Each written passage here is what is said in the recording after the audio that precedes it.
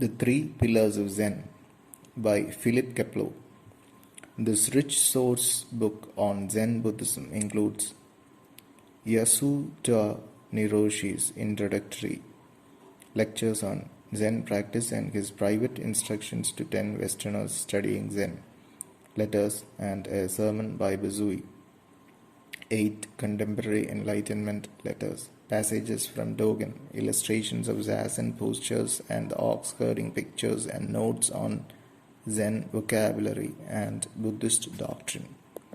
For anyone seriously interested in Zen as a spiritual training and who has no access to an authentic Zen master, and these are rare enough in Japan itself, this book will be invaluable. Times Literary Supplement. This is a necessary, needed book. It is authoritative, human, simple, wise. It is one of the very few to echo the profundities of Zen Buddhism itself. Japan Times. About the author. Philip Kepler studied Buddhist philosophy at Columbia University, and in 1953 he began a long period of intensive study and practice of Zen Buddhism in Japan under the 3 outstanding masters to whom he dedicates this book. Kepler is currently the Roshi and director of the Zen Center, Rochester, New York. Beacon Press, Boston. The Three Pillars of Zen.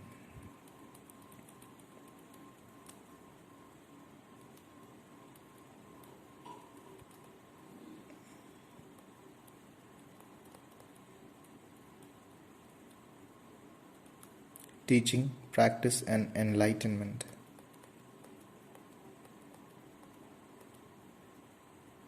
Compiled and edited with translations, introductions, and notes by Philip Kepler. Foreword by Huston Smith. Beacon Press, Boston.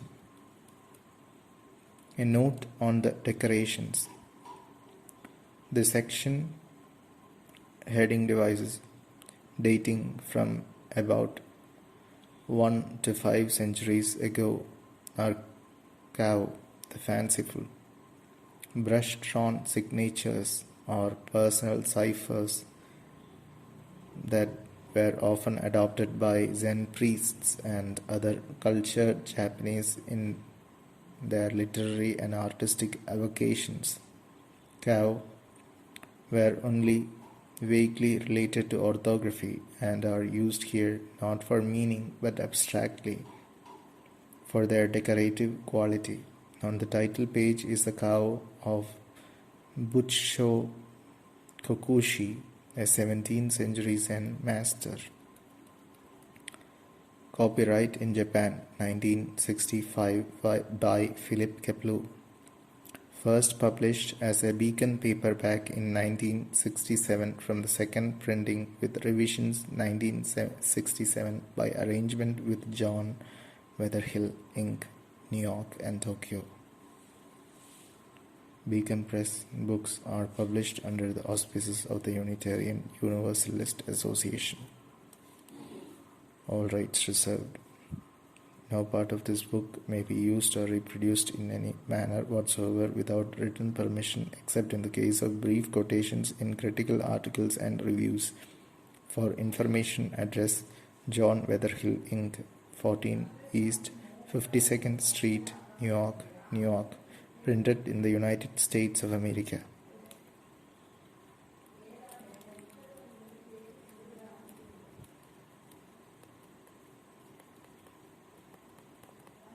Dedicated with respect and gratitude to my teachers, Yasutani Roshi, Master of Taihei Temple, Harada Roshi, late Abbot of Hoshin Monastery, and Nakagawa Roshi, Abbot of Ryutaku Monastery, all of whom have selflessly taught the truth of the Dharma for the welfare of men in the East and the West.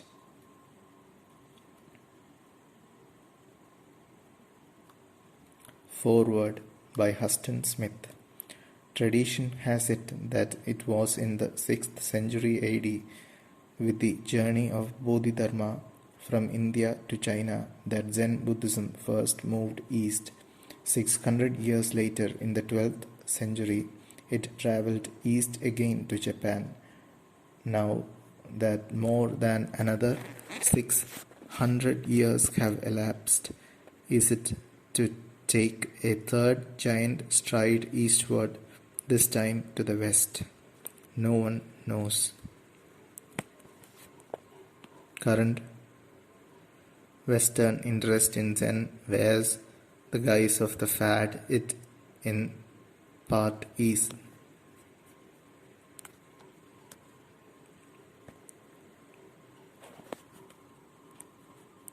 But the interest also runs deeper. Let me cite the impression Zen has made on 3 Western minds of some note, those of a psychologist, a philosopher, and a historian. The book C.G.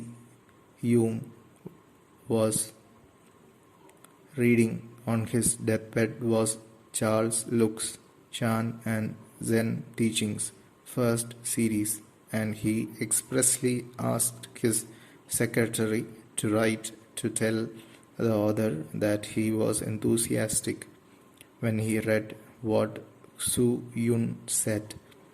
He sometimes felt as if he himself could have said exactly this. It was just it.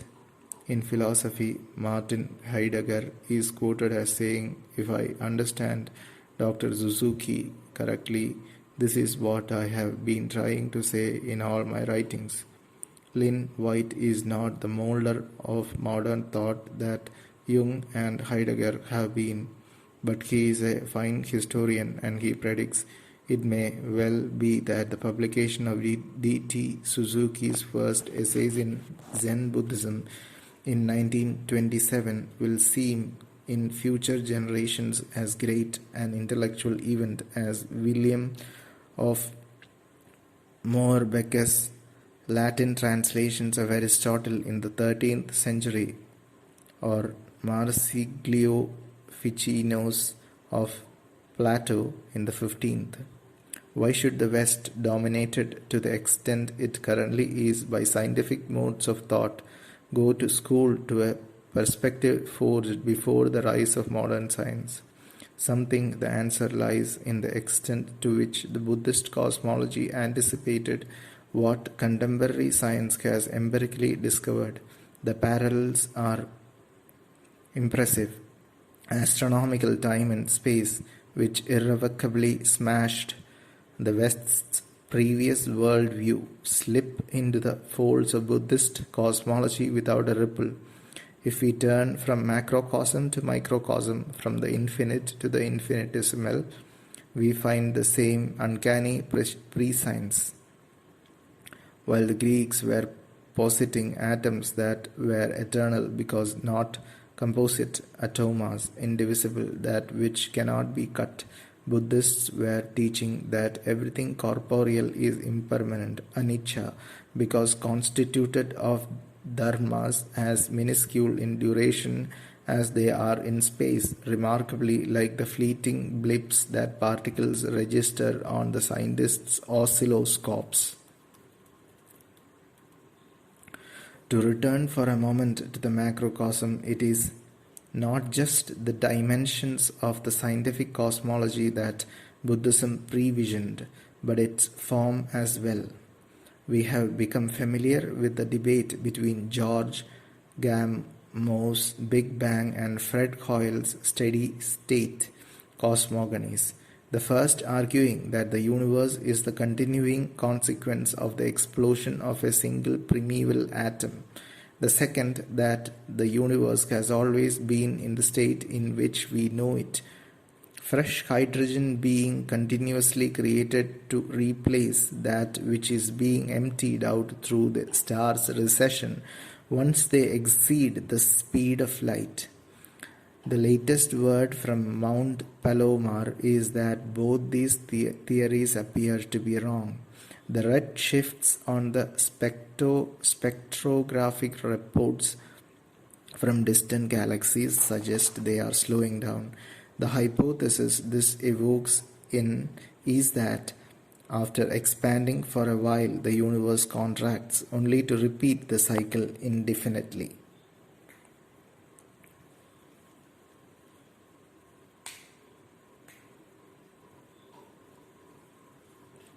As the Harvard astronomer Harlow Shapley puts the matter, instead of the Big Bang or the steady state theories, we have the bang, bang, bang theory. Very interesting, says the Buddhist, this being what his cosmology has taught him all along. The West may find such instances of Buddhism's scientific prescience striking, but this cannot account for Buddhism's appeal. For one thing, the West cannot feel that in science it has anything to learn from Buddhism. The most it can do in this sphere is give the Buddhists good marks for some precocious hunches. But there is the further fact that it is not Buddhism in general that is intriguing the West so much as the specific school of Buddhism, that is Zen. We understand the specific attraction of Zen Buddhism when we realize the extent to which the contemporary West is animated by prophetic faith, the sense of the holiness of the ought, the pull of the way things could be and should be, but as yet are not. Such faith has obvious virtues, but unless it is balanced by a companion sense of the holiness of the ease, it becomes top-heavy. If one's eyes are always on tomorrow's, today's slip by unperceived. To a West which in its concern to refashion heaven and earth is in danger of letting the presentness of life, the only life we really have, slip through its fingers. Zen comes as a reminder that if we do not learn to perceive the mystery and beauty of our present life, our present hour, we shall not perceive the worth of any life, of any hour. There is the further fact that with the collapse of metaphysics, natural theology and objective revelation, the West is facing for the first time as a civilization the problem of living without objectively convincing absolutes, in a world without dogmas. As Christ walked on the waters, so is the contemporary Westerner having to walk on the sea of nothingness, buoyant in the absence of demonstrably certain supports. Facing this precarious assignment, the Westerner hears of men across the sea who have for centuries taken up their abode in the void, come to feel at home in it and to find joy in it. How can this be? The West does not understand, but the nothingness of which it hears from across the sea sounds like something it may have to come to terms with. Zen tells us that this is holy and the void is home, but such affirmations are not Zen. Rather, Zen is a method for attaining to the direct experience of the truth of these affirmations. This brings us to the present book, for I know of no other that gives the reader so full an understanding of what this method is.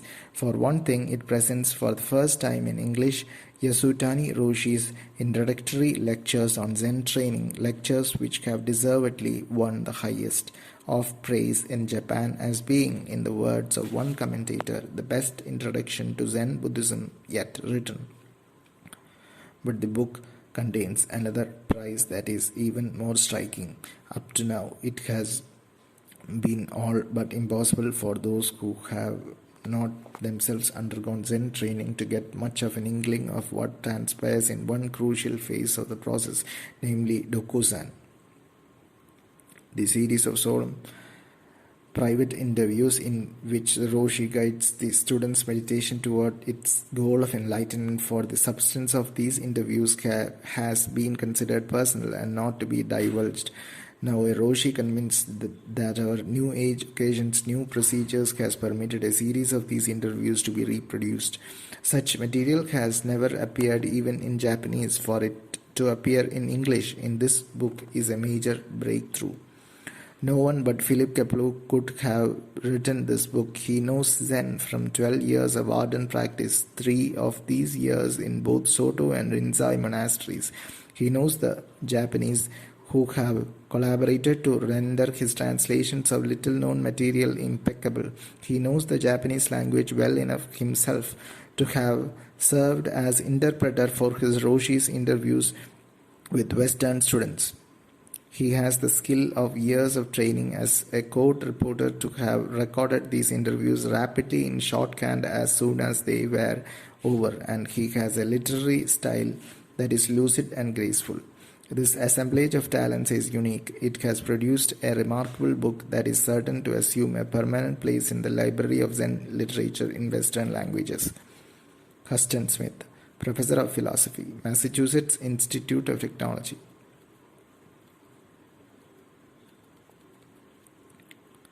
Editor's Preface.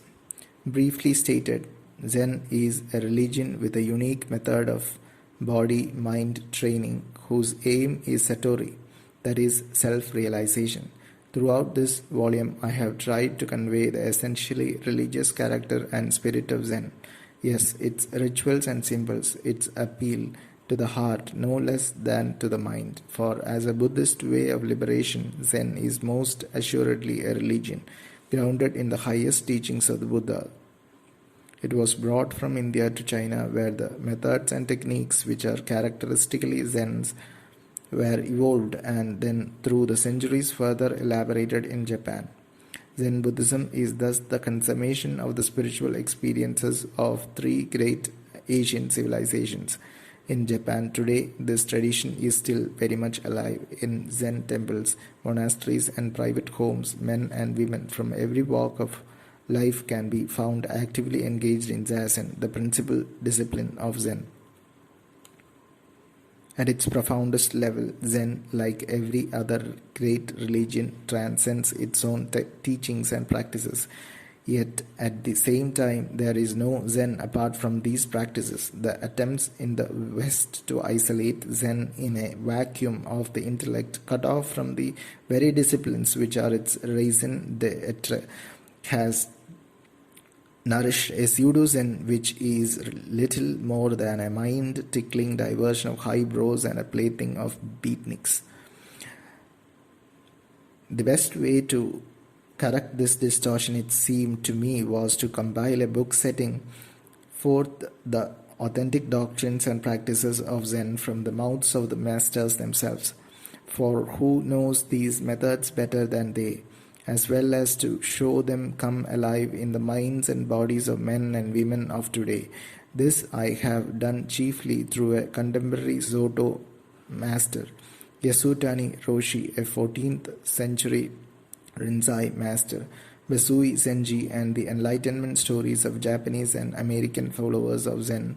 Yasutani Roshi's introductory lectures on Zen practice, his lecture Tisho on the Koan Mu, and his private instructions Dokusan to 10 of his Western students form a unity which embraces the whole structure of Zen training in its traditional sequence. One lacking access to a bona fide Roshi yet wishing to discipline himself in Zen will find this material to be nothing less than a manual for self-instruction. Both the Soto and Rinzai disciplines are presented here for the first time in a European language, we believe, as one integral body of Zen teaching, and this not academically, but as living experience. The West as yet knows little of Soto. The popular interpreters of Zen to the West, in their enthusiasm for Rinzai, have paid scant heed to the methods and doctrines of Dogen Zenji, the father of Japanese Soto Zen, and in the view of many, the most seminal mind Japanese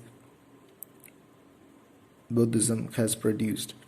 It is not surprising, therefore, that for large numbers of Zen-oriented Westerners, Shikantaza, the heart of Dogen's meditative discipline, is pretty much of an enigma.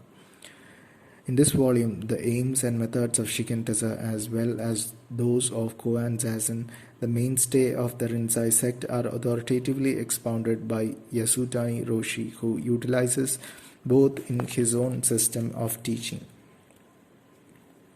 In the introductions, I have presented background and supplementary material which I felt would aid the reader to grasp the substance of each section, but I have resisted the temptation to analyze or interpret the master's teachings. This would only have encouraged the reader to reinterpret my interpretations, and willy-nilly he would find himself sucked into the quicksands of speculation and ego-aggrandizement, from which one day, if he would seriously practice Zen, he would painfully have to extricate himself. For precisely this reason, idea-mongering has always been discouraged by the Zen masters. This book owes much to many people. First and foremost, it owes an enormous debt to Zen master Yasutani, whose teachings encompass more than half of it, and who has graciously allowed them to be made available here to a wider public. My collaborators and I, all his disciples, are deeply grateful for his sage counsel and magnanimity of spirit which inspired us throughout. My special thanks are due Dr. Carmen Blacker of Cambridge University. Her on-the-spot interpretations of many Yasutani Roshi's lectures on Zen practice were incorporated by me into the translation which appears in this book. Further, I have taken the liberty of adopting without alteration several paragraphs from her own translation of sections of the same material which was published in the British Buddhist magazine. The middle way, since her expression was so felicitous that I could hardly hope to have improved upon it. I am exceedingly grateful to Dr. Huston Smith, Professor of Philosophy at the Massachusetts Institute of Technology and author of The Religions of Man, for his invaluable advice and encouragement at an early stage of the manuscript for his foreword. I acknowledge with thanks the help given me by Bridget D'Orsi, a Dharma friend. Her thoughtful reading of the entire manuscript produced many valuable suggestions. Meredith Weatherby and Ralph Friedrich, both of John Weatherhill Inc. in Tokyo, have been most understanding editors throughout the preparation of this book, and I am grateful for their help. My debt to my wife, Delancey, is no small one. At all stages of the writing, she has encouraged and worked with me. Indeed, for several years, these labors constituted her major practice of Zazen. For the photographs of Zazen, my gratitude to Alan Goldsmith. The 10 ox-herding pictures of section 8 are used by kind permission of the artist Gyokushi Jikihara. He is a highly esteemed contemporary painter in Kyoto and a lay disciple of Shibayama Roshi, the former abbot of Nansen Monastery, under whom he trained in Zen for many years. I reserve for special mention the names of my two collaborators in the translations, Kyozo Yamada and Akira Kubota. Mr. Yamada has disciplined himself in Zen for some 20 years. He is Yasutani Roshi's Dharma successor and often acts in his stead. Long ago, he completed the almost 600 koans given by Yasutani Roshi and received Inka from him. We collaborated on these translations.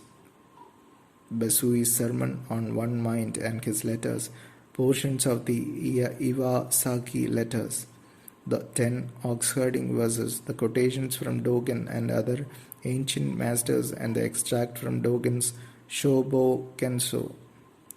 But for his wise advice and generous assistance, my overall task would have been immeasurably more difficult, if not impossible, and I am tremendously grateful to him. Akira Kubota, my second collaborator, has trained under Yasutani Roshi for some 15 years and is one of his foremost disciples. Together we translated the lecture on the Koan Mu, parts of the Iwasaki letters and the fourth and sixth accounts in the section on enlightenment experiences. I acknowledge my huge debt to him for his conscientious labors. In our translations, we have striven to avoid the evils of either a free imaginative rendering on the one hand or an exactly literal reading on the other. Had we yielded to the first temptation, we might have achieved a stylistic elegance now lacking, but only at the expense of that forthright vigor and calculated repetition which is a characteristic feature of Zen teaching. On the other hand, had we slavishly adhered to the letter of the texts, we inevitably would have done violence to their spirit and thus obscured their deep inner meaning.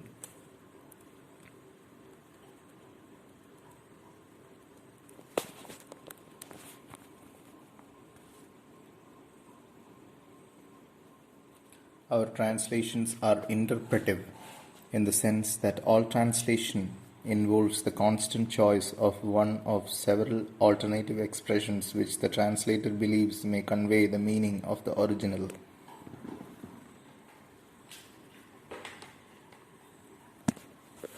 Whether a translator's choices are apposite or not depends, in the ordinary translation, on his linguistic skill and his familiarity with his subject.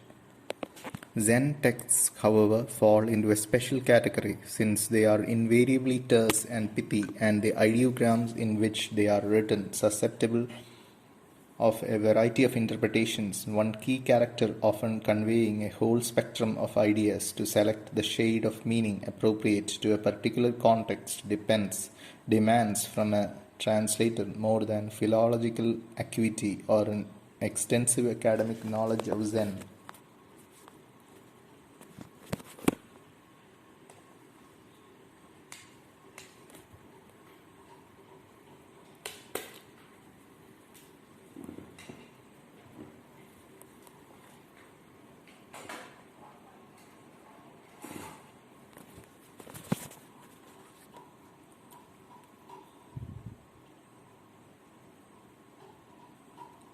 In our view, it requires nothing less than Zen training and the experience of enlightenment, lacking which the translator is almost certain to distort the clarity and emasculate the vigor of the original in important respects.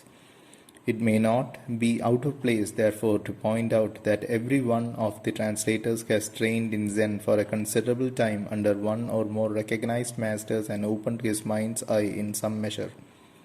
Since this book is addressed to the general reader rather than to scholars or specialists in Zen Buddhism, I have dispensed with all diacritical marks which are apt to prove annoying to those unfamiliar with Japanese, Chinese, or Sanskrit. Even at the risk of some inconsistency, I have also dispensed with as much disruptive italicizing as seemed reasonable.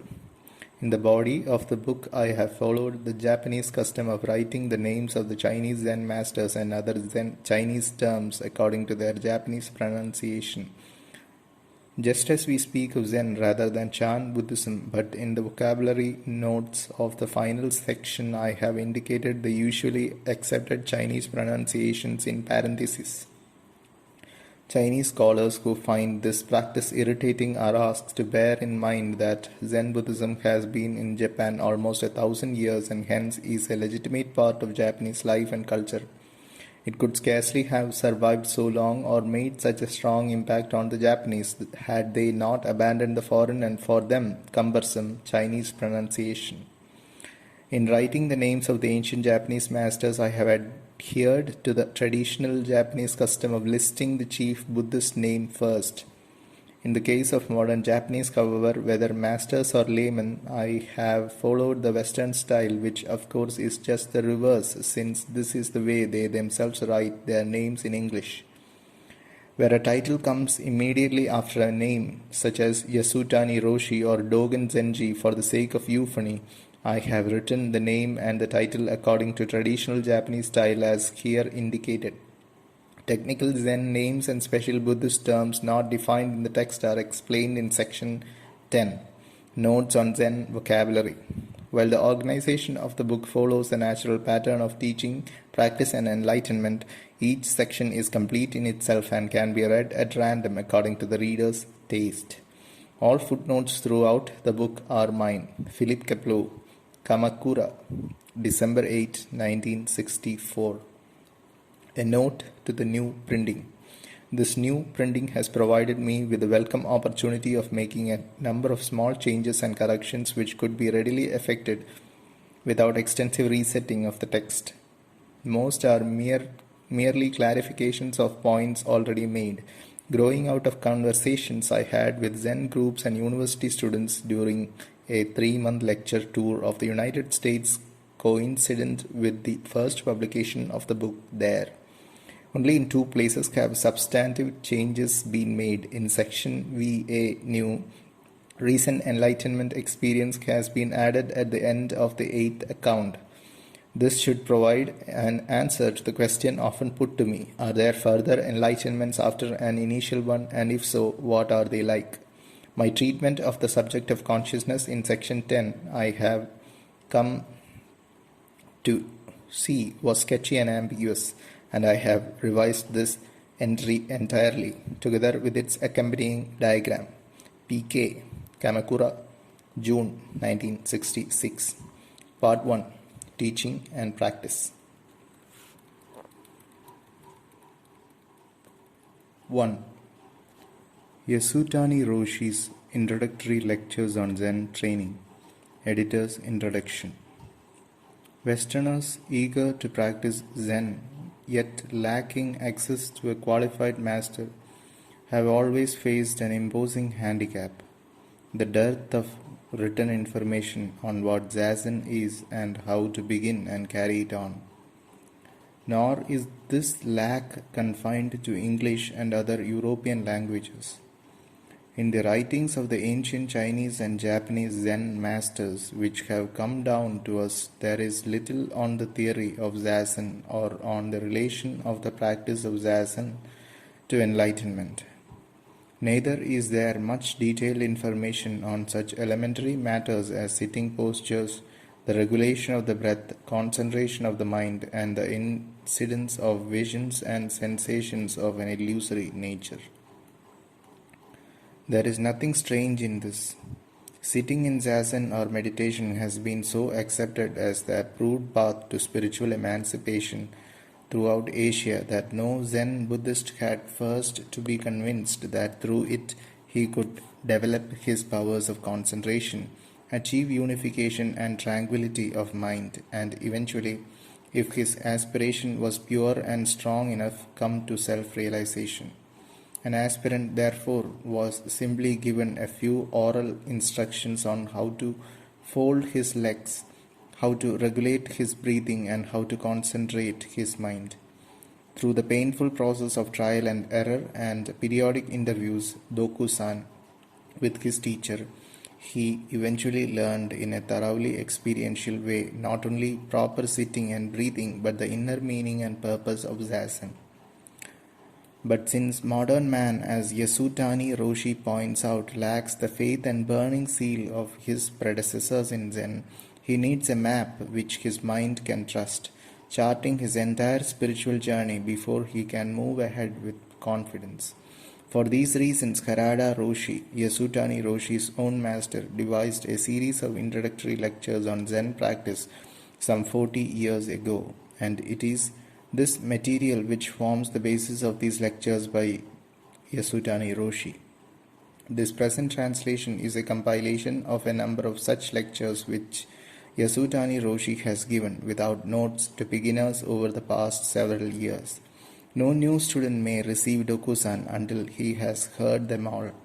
These lectures are more than a compendium of instructions on the formal aspects of Zazen, that is, sitting, breathing, and concentration. They are an authoritative exposition of the 5 levels of Zen, of the aims and essentials of Zazen, and of the all-important relation of Zazen to enlightenment, Satori.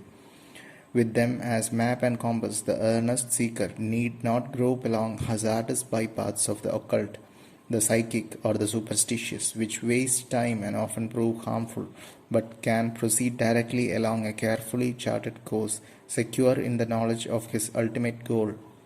No account of the history and development of Zen, no interpretations of Zen from the viewpoint of philosophy or psychology, and no evaluations of the influence of Zen on archery, judo, haiku, poetry, or any other of the Japanese arts will be found here. Such extraneous facts and speculations are deliberately omitted by Yasutani Roshi as they have no legitimate place in Zen training and would only gratuitously burden the aspirant's mind with ideas which would confuse him as to his aims and drain him of the incentive to practice.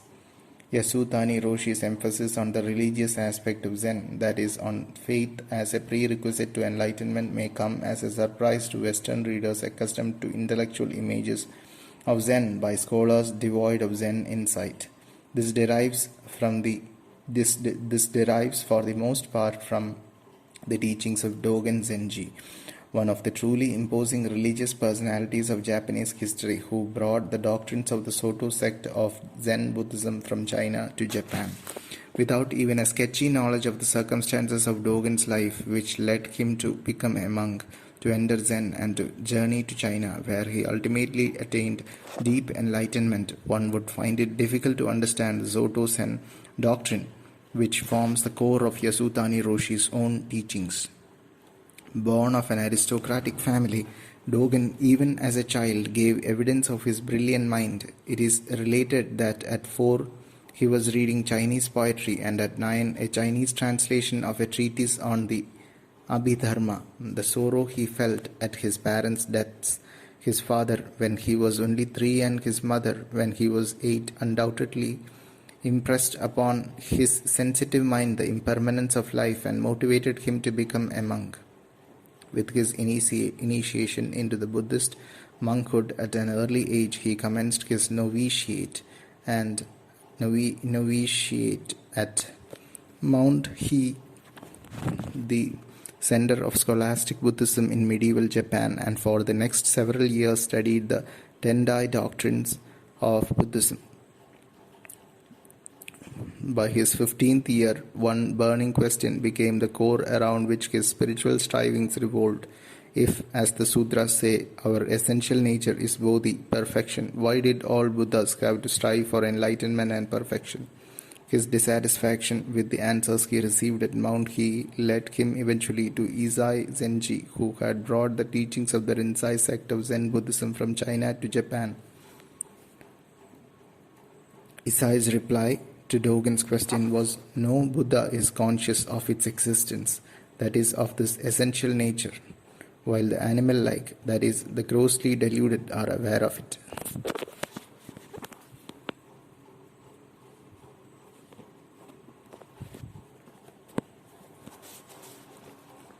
In other words, Buddhas, precisely because they are Buddhas, no longer think of having or not having a perfect nature, only the deluded think in such terms.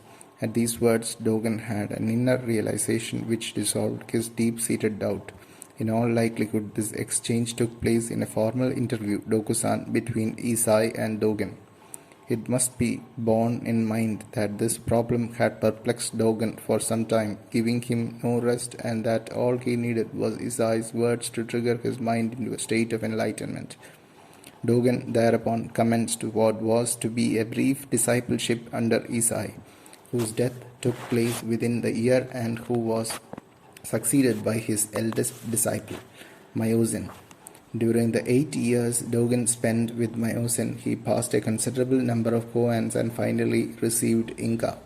Despite this accomplishment, Dogen still felt spiritually unfulfilled, and this disquiet moved him to undertake the then hazardous journey to China in search of complete peace of mind. He stayed at all the well-known monasteries, practicing under many masters, but his longing for total liberation was unsatisfied.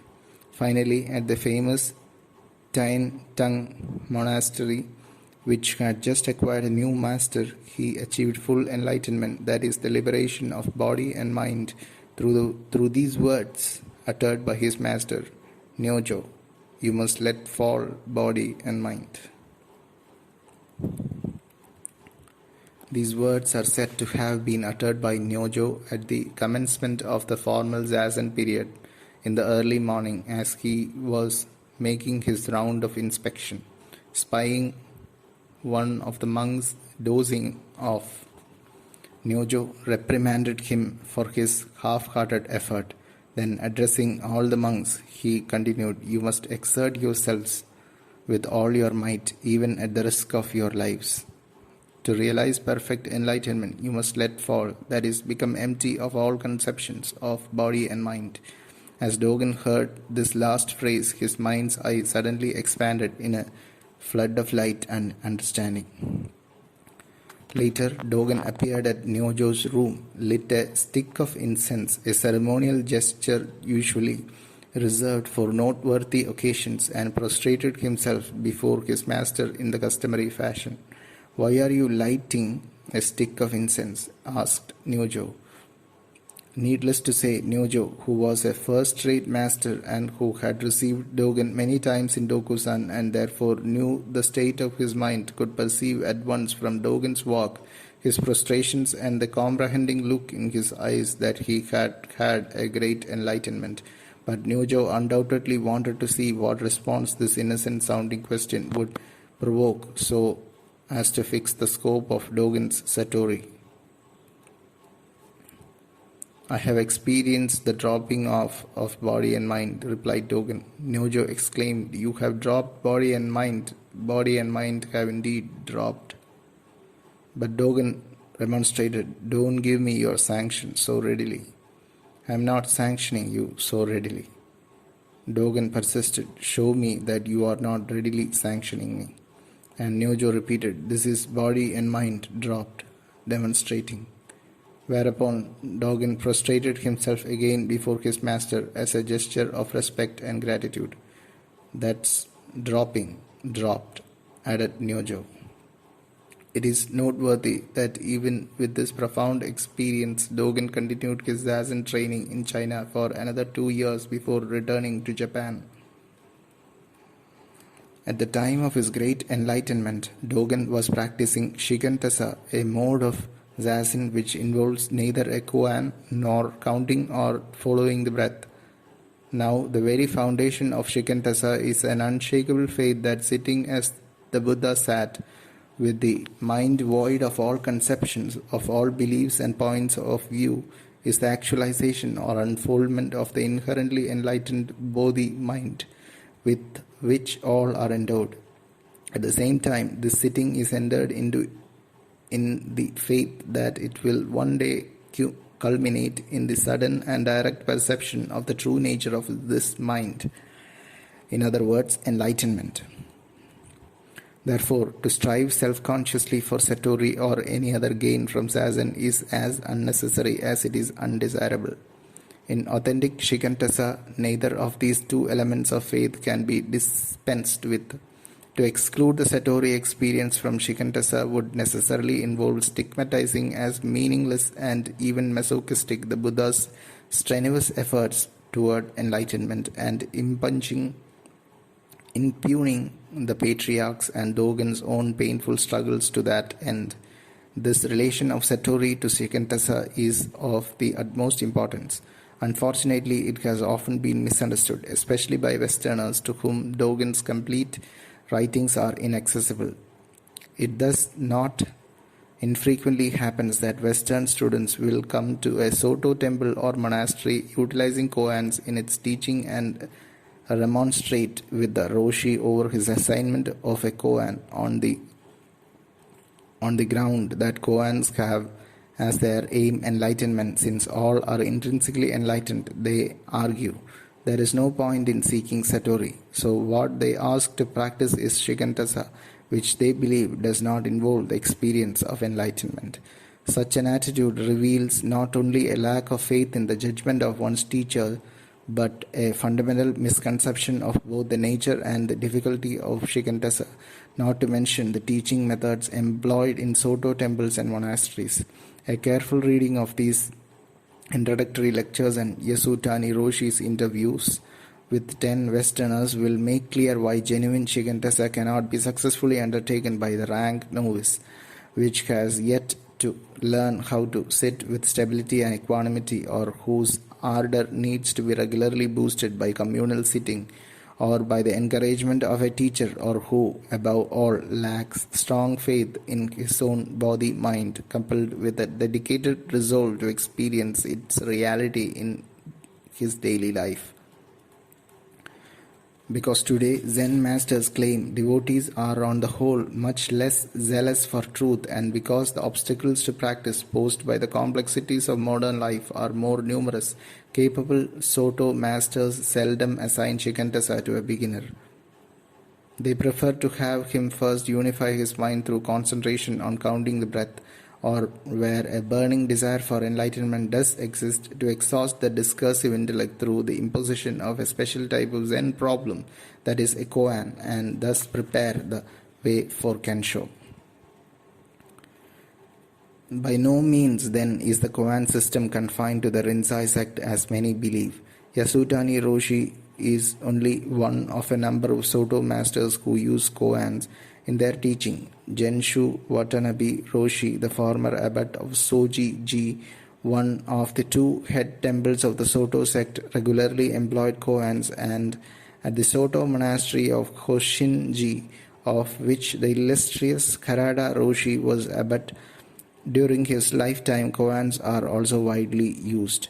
Even Dogen himself, as we have seen, disciplined himself in koan Zen for 8 years before going to China and practicing Shigantasa. And though upon his return to Japan, Dogen wrote at length about Shigantasa and recommended it for his inner band of disciples, it must not be forgotten that these disciples were dedicated truth seekers, for whom koans were an unnecessary encouragement to sustained practice. Notwithstanding this emphasis on Shigantasa, Dogen made a compilation of 300 well-known koans, to each of which he added his own commentary.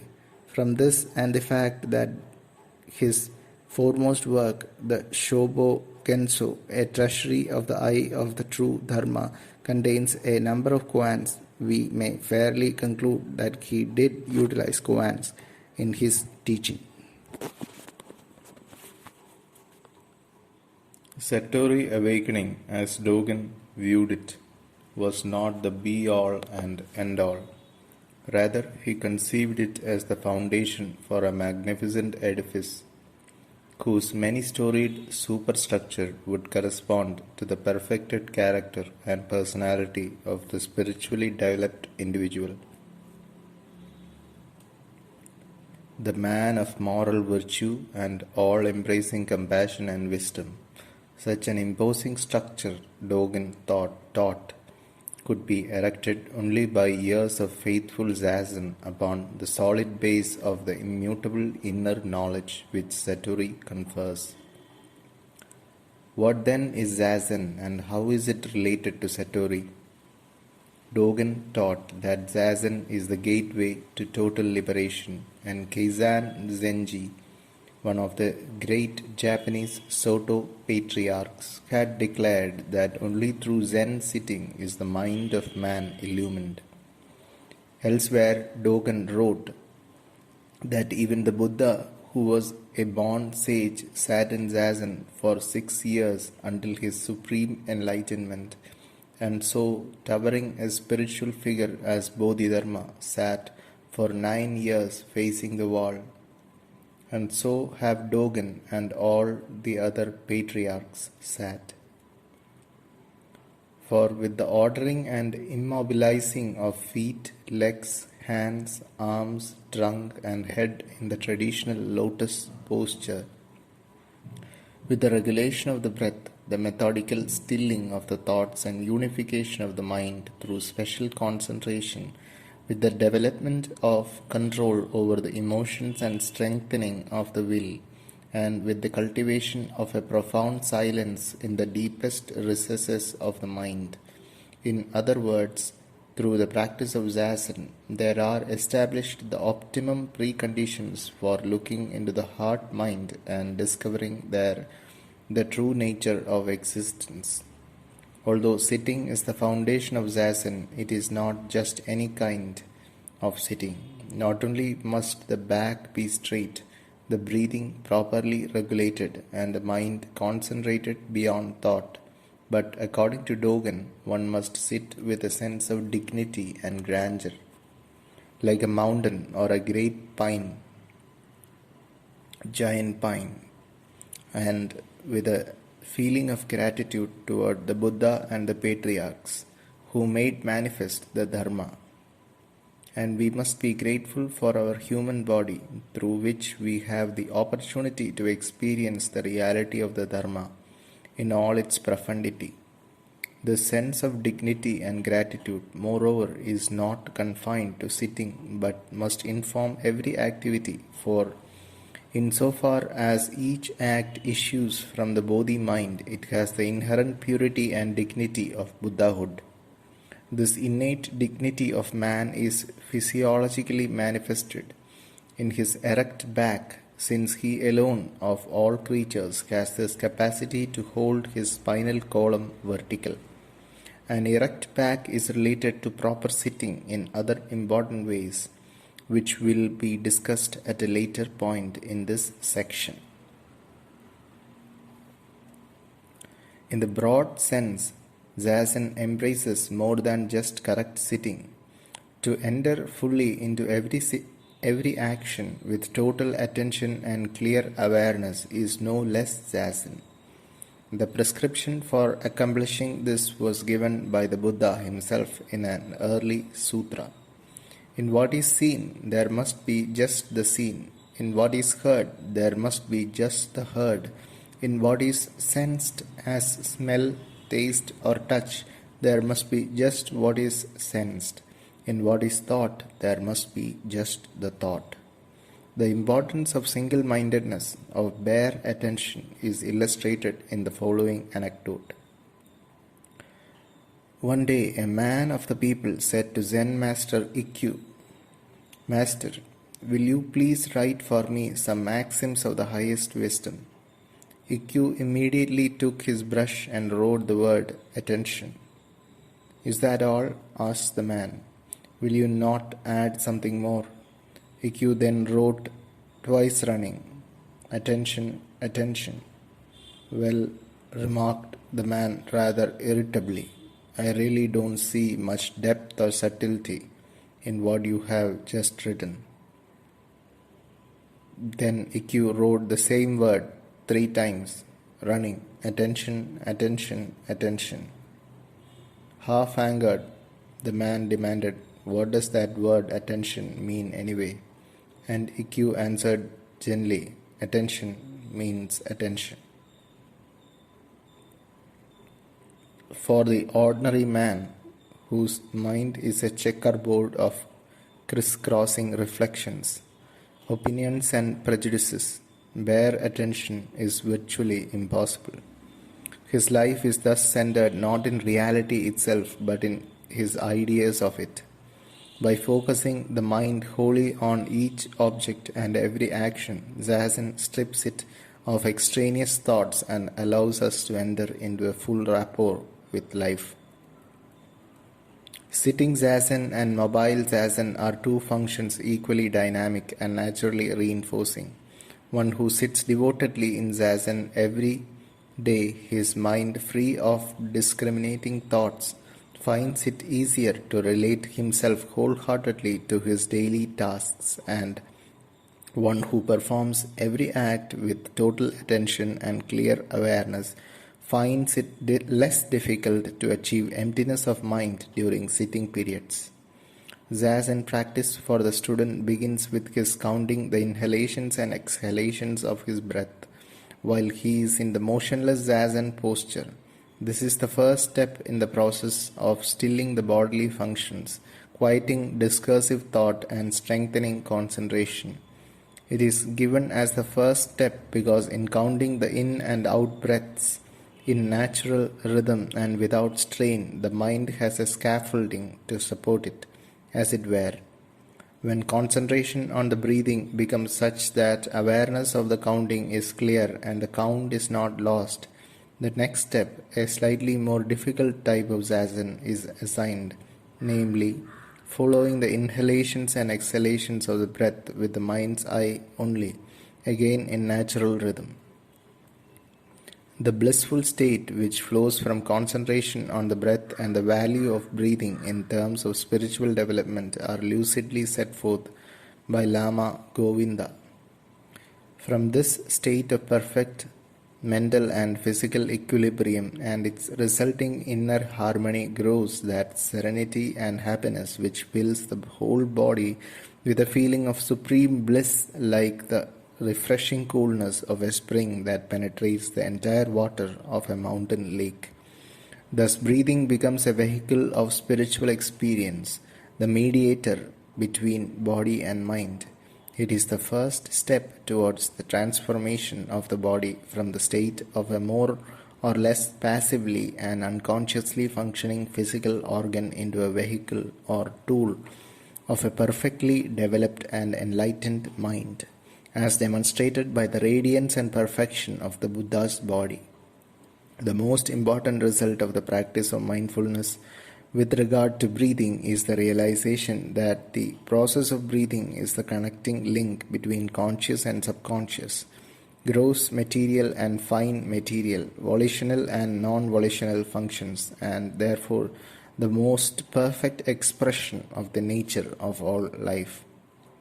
Until now, we have been speaking of zazen with no koan. Koan zazen involves both motionless sitting, wherein the mind intensely seeks to penetrate the koan, and mobile zazen, in which absorption in the koan continues while one is at work, at play, or even asleep. Through intense self-inquiry, for example, questioning what is mu, the mind gradually becomes denuded of its delusive ideas, which in the beginning hamper its effort to become one with the koan. As these abstract notions fall away, concentration on the koan strengthens. Now it may be asked, how can one question oneself devotedly about a koan and simultaneously focus the mind on work of an exacting nature? In practice, what actually happens is that once the koan grips the heart and mind, and its power to take hold is in proportion to the strength of the urge toward liberation, the inquiry goes on ceaselessly in the subconsciousness. So long as the mind is occupied with a particular task, the question fades from consciousness, surfacing naturally as soon as the action is over, not unlike a moving stream which now and again disappears underground only to reappear and resume its open course without interrupting its onward flow.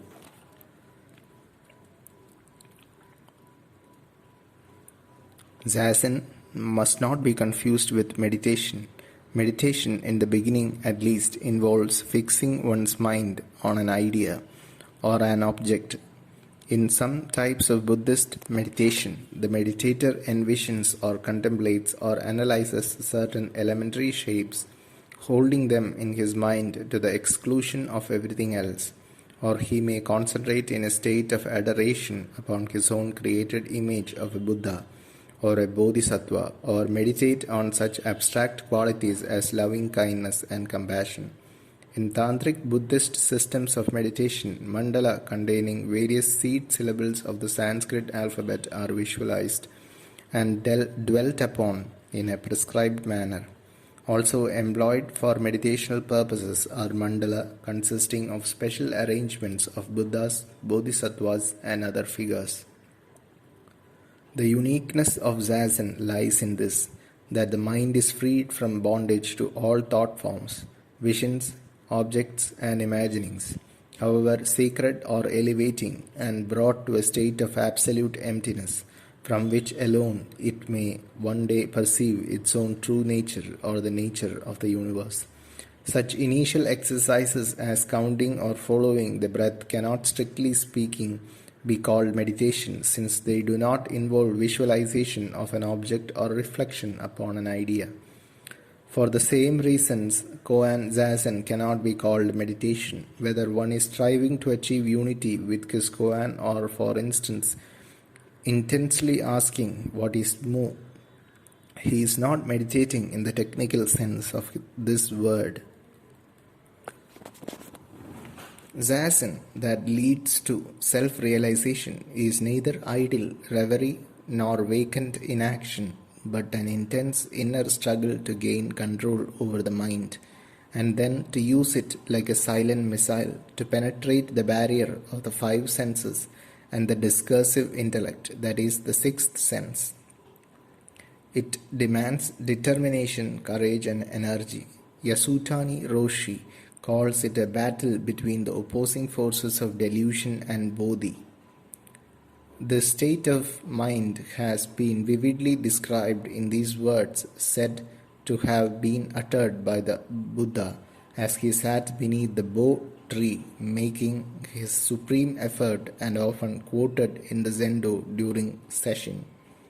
Though only my skin, sinews and bones remain, and my blood and flesh dry up and wither away, yet never from this seat will I stir until I have attained full enlightenment.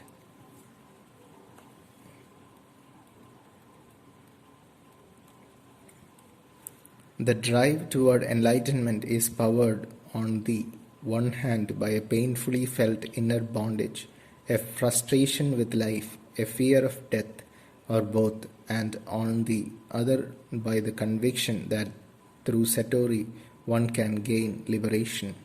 But it is in Zazen that the body-mind's force and vigor are enlarged and mobilized for the breakthrough into this new world of freedom. Energies which formerly were squandered in compulsive drives and purposeless actions are preserved and channeled into a unity through correct Zen sitting. And to the degree that the mind attains one-pointedness through Zazen, it no longer disperses its force in the uncontrolled proliferation of idle thoughts. The entire nervous system is relaxed and soothed, inner tensions eliminated, and the tone of all organs strengthened. In short, by realigning the physical, mental, and psychic energies through proper breathing, concentration, and sitting, Zazen establishes a new body-mind equilibrium with its center of gravity in the vital hara. With the body and mind consolidated, focused, and energized, the emotions respond with increased sensitivity and purity, and volition exerts itself with greater strength of purpose. No longer are we dominated by intellect at the expense of feeling, nor driven by the emotions unchecked by reason or will. Eventually, Zazen leads to a transformation of personality and character. Dryness, rigidity, and self-centeredness give way to flowing warmth, resiliency, and compassion, while self-indulgence and fear are transmuted into self-mastery and courage.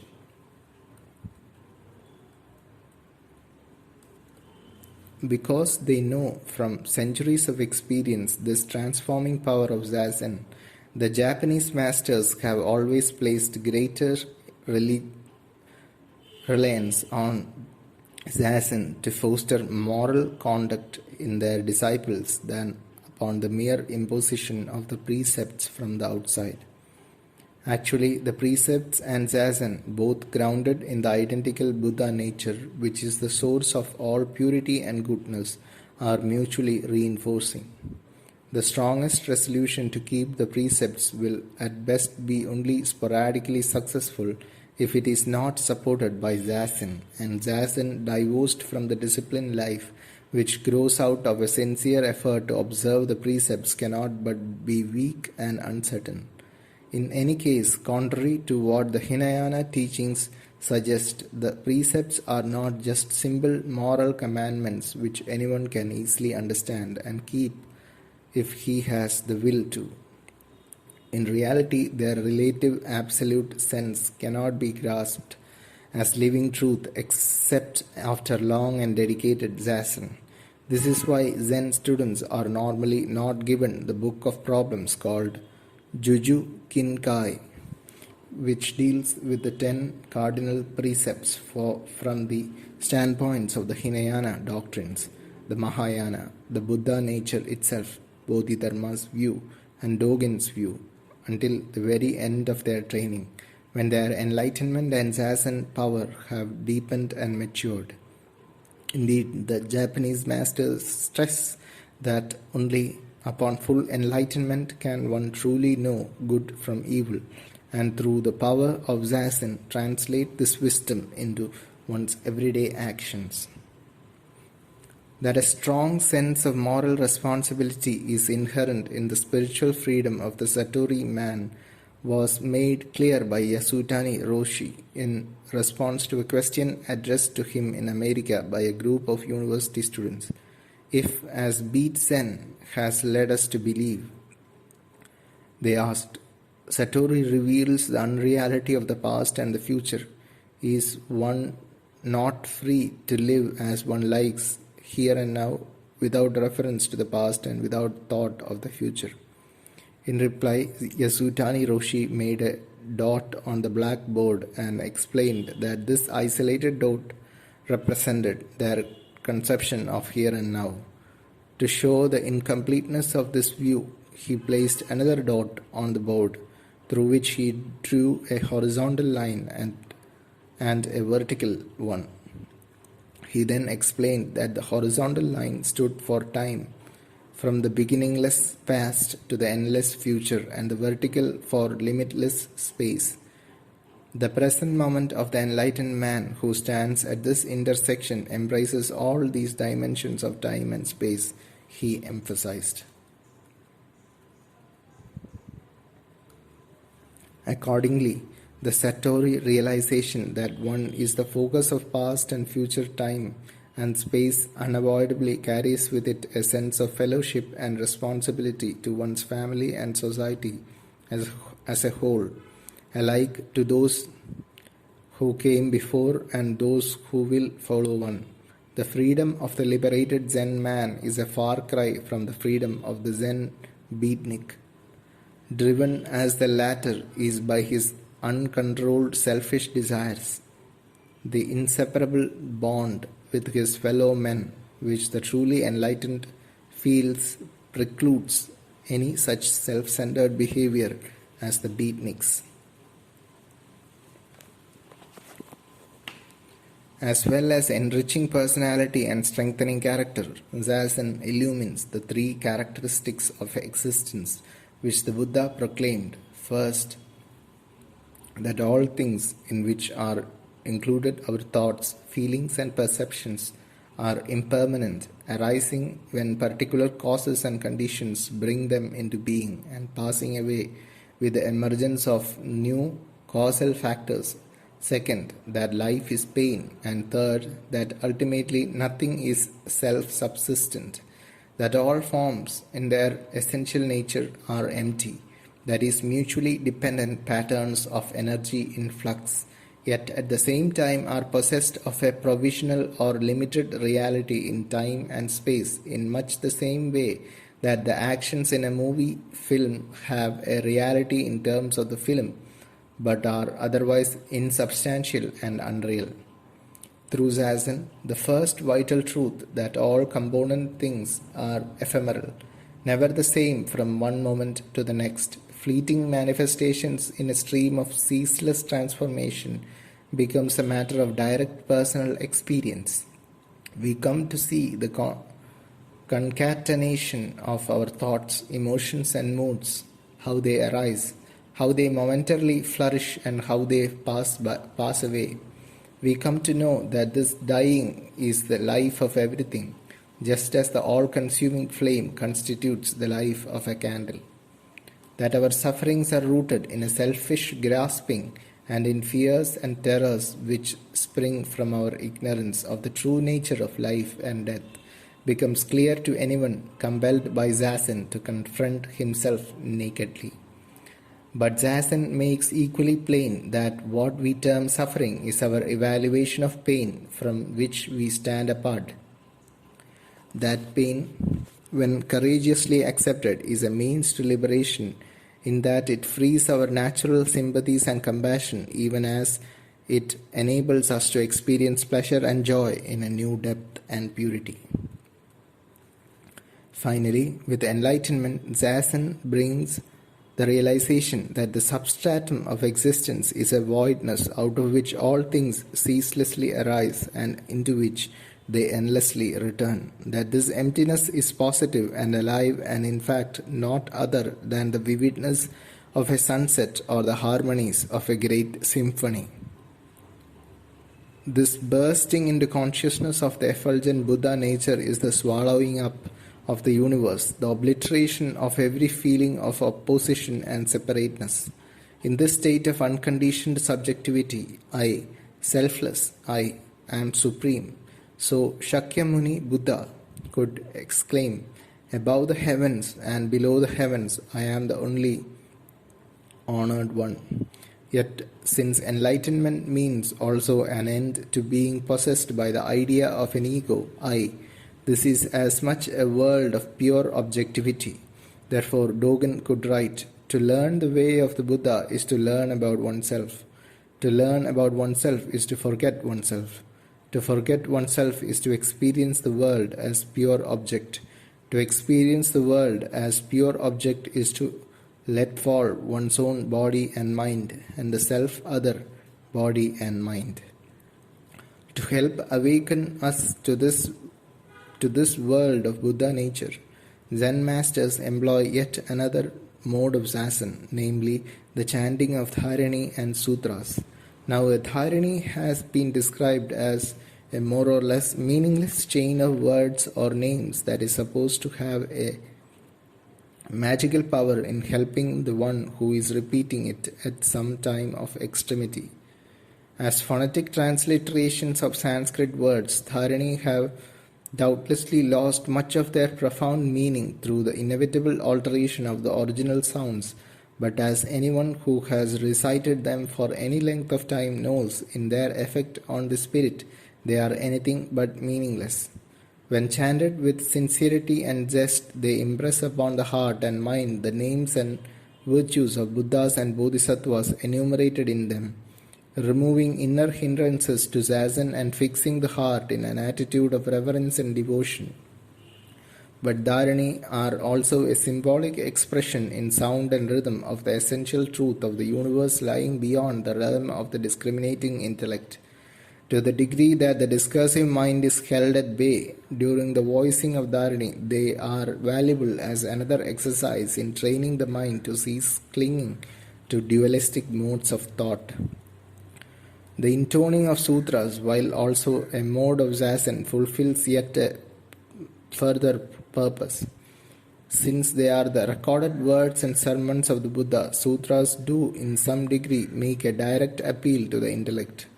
Thus, for those whose faith in the Buddha's way is shallow, the repeated chanting of sutras eventually leads to a measure of understanding, and this serves to strengthen faith in the truth of the Buddha's teachings.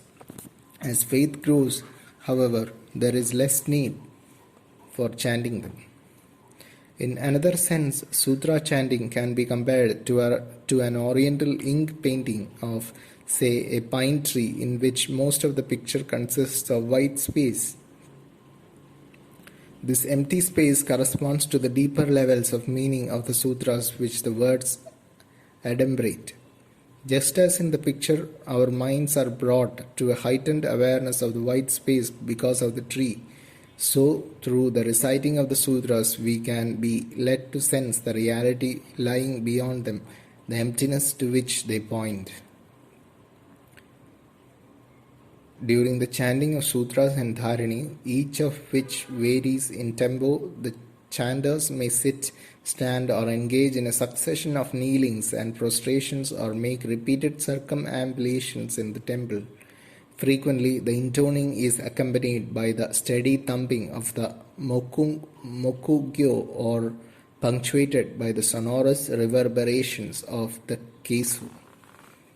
When the heart and mind are truly one with it, this combination of chanting and the throb of percussion instruments can arouse the deepest feelings and bring about a vibrant, heightened sense of awareness.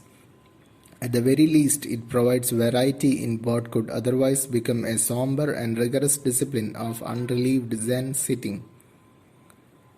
In a week's session, few could endure hour after hour of just sitting.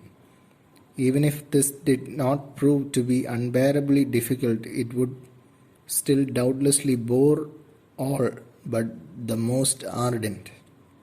Zen masters, by prescribing various kinds of zazen, that is, sitting, walking, chanting, and manual labor, not only reduce the risk of ennui, but actually increase the effectiveness of each type of zazen. Dogen attached great importance to the proper positions, gestures, and movements of the body and its members during chanting, as indeed in all other modes of zazen, because of their repercussions on the mind. In Shingon Buddhism, particular qualities of Buddhas and Bodhisattvas are evoked by the devotee through certain positions of his hands called mudra, as well as body postures, and it is probably from the Shingon that this aspect of Dogen's teaching derives. In any event, the prescribed postures do induce related states of mind, thus to chant the 4 vows while kneeling, with the hands in gasho, palms together, as practiced in the Soto sect, evokes a reverential, humble frame of mind less readily felt when these same vows are chanted seated or standing, as in the Rinzai sect. Similarly, lightly to touch the tips of the thumbs in seated zazen creates a feeling of poise and serenity, not so easily attainable with the hands clenched. Conversely, each state of mind elicits from the body its own specific response. The act of unself-conscious prostration before a Buddha is thus possible only under the impetus of reverence and gratitude. Such horizontalizings of the mast of ego cleanse the heart-mind, rendering it flexible and expansive, and open the way to an understanding and appreciation of the exalted mind and manifold virtues of the Buddha and the patriarchs. So there arises within us a desire to express our gratitude and show our respect before their personalized forms. Through appropriate rituals, these devotions, when entered into with a single mind, endow the Buddha figure with life. What was formerly a mere image now becomes a living reality with a singular power to obliterate in us awareness of self and Buddha at the moment of prostration. Because in this unselfish, unthinking gesture, our immaculate Bodhi mind shines brightly, we feel refreshed and renewed. In the light of these observations on the interaction of body and mind, we can now consider in fuller detail the reasons why Zen masters have always stressed an erect back and the classic lotus posture. It is well known that a bent back deprives the mind of its tension, so that it is quickly invaded by random thoughts and images.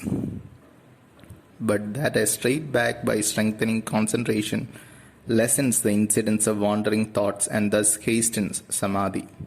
Conversely, when the mind becomes free of ideas, the back tends to straighten itself without conscious effort. Through a sagging spine and the consequent multiplication of thoughts, harmonious breathing often becomes superseded by quickened or jerky breathing, depending on the nature of the thoughts.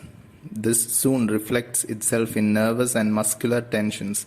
In these lectures, Yasutani Roshi also points out how a slouching back saps the mind's vigor and clarity, inducing dullness and boredom.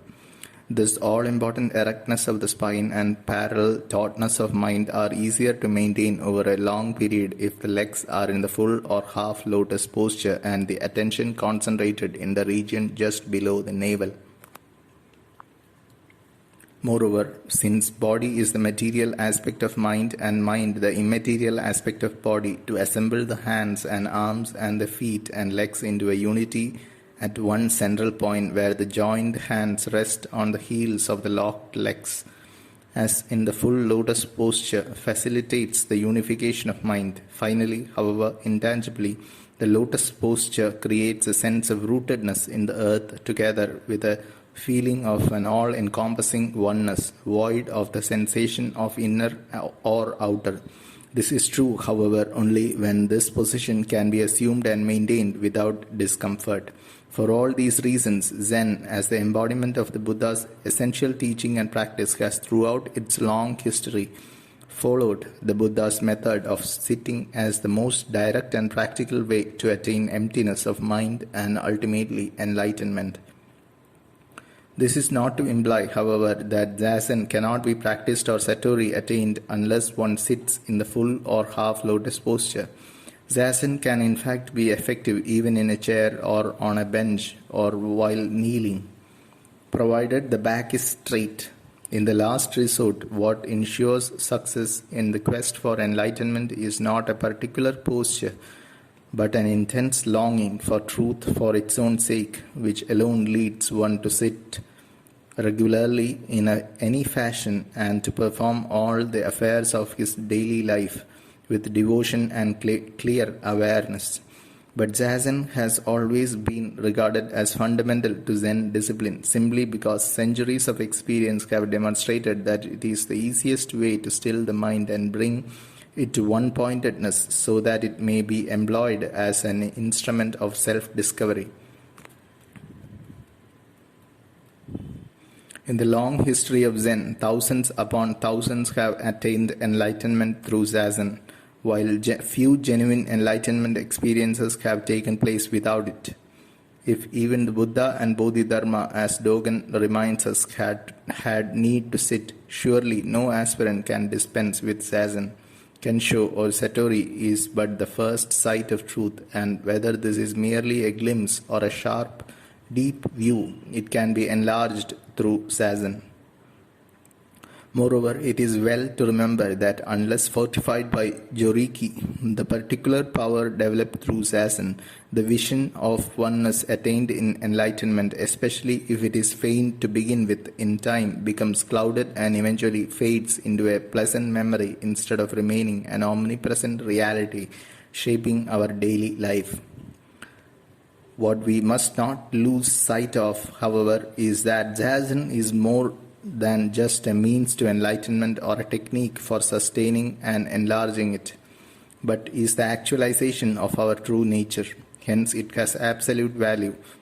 Yasutani Roshi makes this vital point clear in these lectures as well as in his interviews with 10 Westerners. There can be no doubt that for most Westerners who seem by nature more active and restless than Asians, sitting perfectly still in Zazen, even in a chair, is physically and mentally painful. Their unwillingness to endure such pain and discomfort even for short periods of time undoubtedly stems from a deeply entrenched conviction that it is not only senseless but even masochistic to accept pain deliberately when ways can be found to escape or mitigate it. Not unsurprisingly, therefore, do we have the attempt on the part of some commentators, obviously unpracticed in Zen, to show that sitting is not indispensable to Zen discipline. In the way of Zen,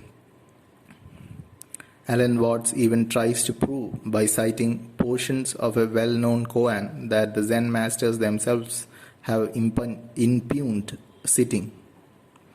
The following is our translation of the koan in its entirety.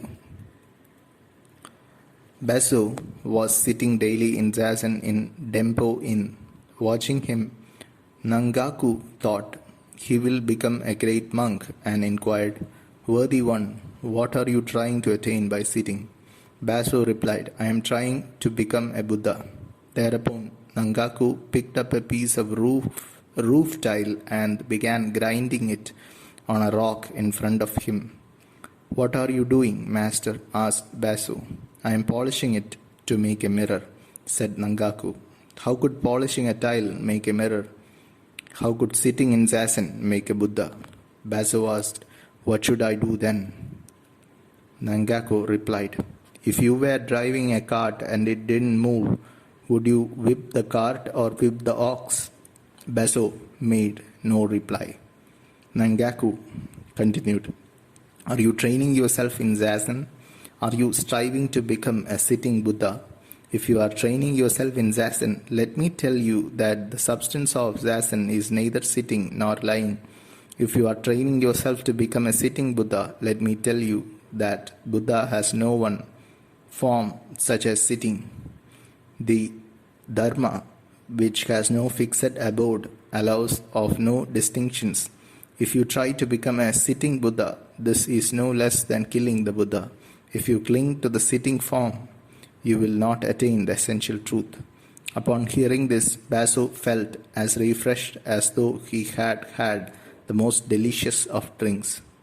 To his own translation, Mr. Watts adds, "This seems to be the consistent doctrine of all the Tang masters from Huineng, the sixth patriarch, and Lin Chi Rinzai. Nowhere in their teachings have I been able to find any instructions in or recommendation of the type of Zazen which is today the principal occupation of Zen monks." Evidently, he overlooked the Zen teaching of Huang Po, as translated by John Blofeld, where we find Huang Po, who died in 850, advising, "When you practice mind control, Zazen or Dhyana, sit in the proper position, stay perfectly tranquil, and do not permit the least movement of your minds to disturb you." Surely this is clear proof that Zazen, as it is carried on in Japan today, was an established practice even in the Tang era, as indeed it was in the Buddha's time. Moreover, to construe the dialogue quoted above as a condemnation of Zazen is to do violence to the whole spirit of the koan. Nangaku, far from implying that sitting in Zazen is as useless as trying to polish a roof tile into a mirror, though it is easy for one who has never practiced Zen to come to such a conclusion, is in fact trying to teach Baso that Buddhahood does not exist outside himself as an object to strive for, since we are all Buddhas from the very first.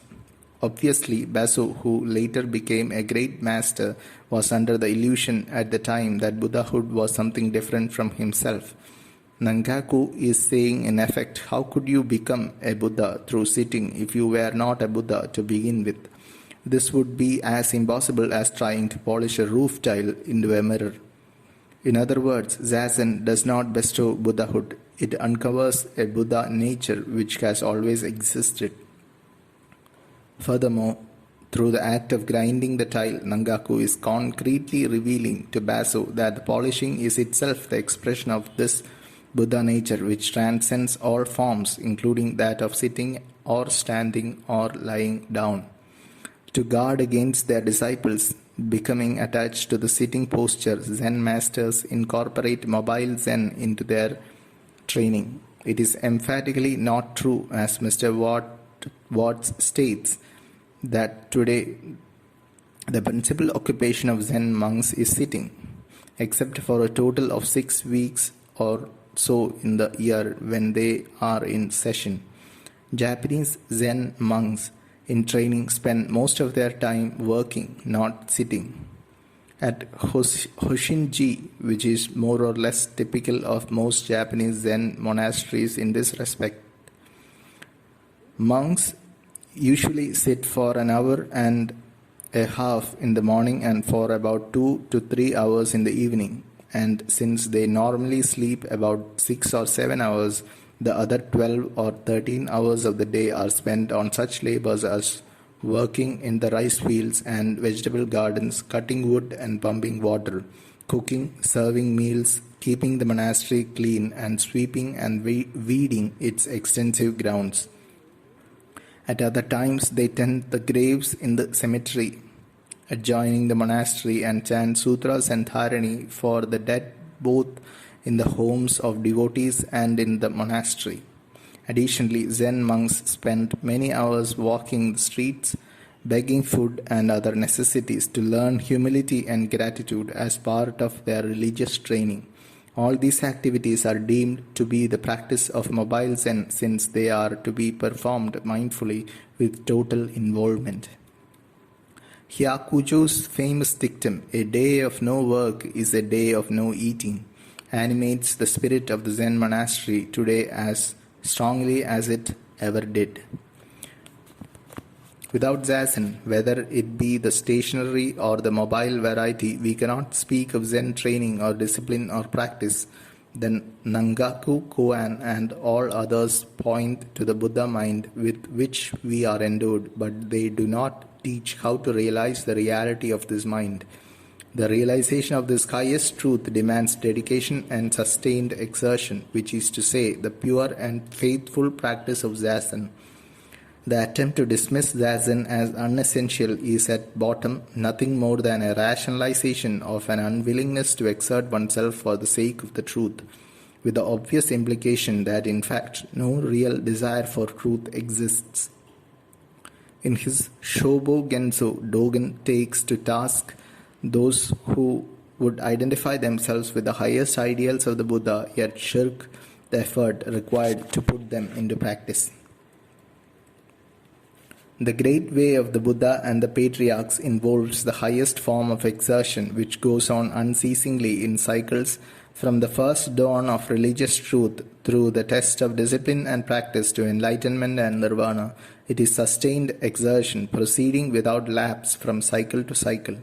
This sustained exertion is not something which men of the world naturally love or desire, yet it is the last refuge of all. Only through the exertions of all Buddhas in the past, present and future do the Buddhas of past, present and future become a reality.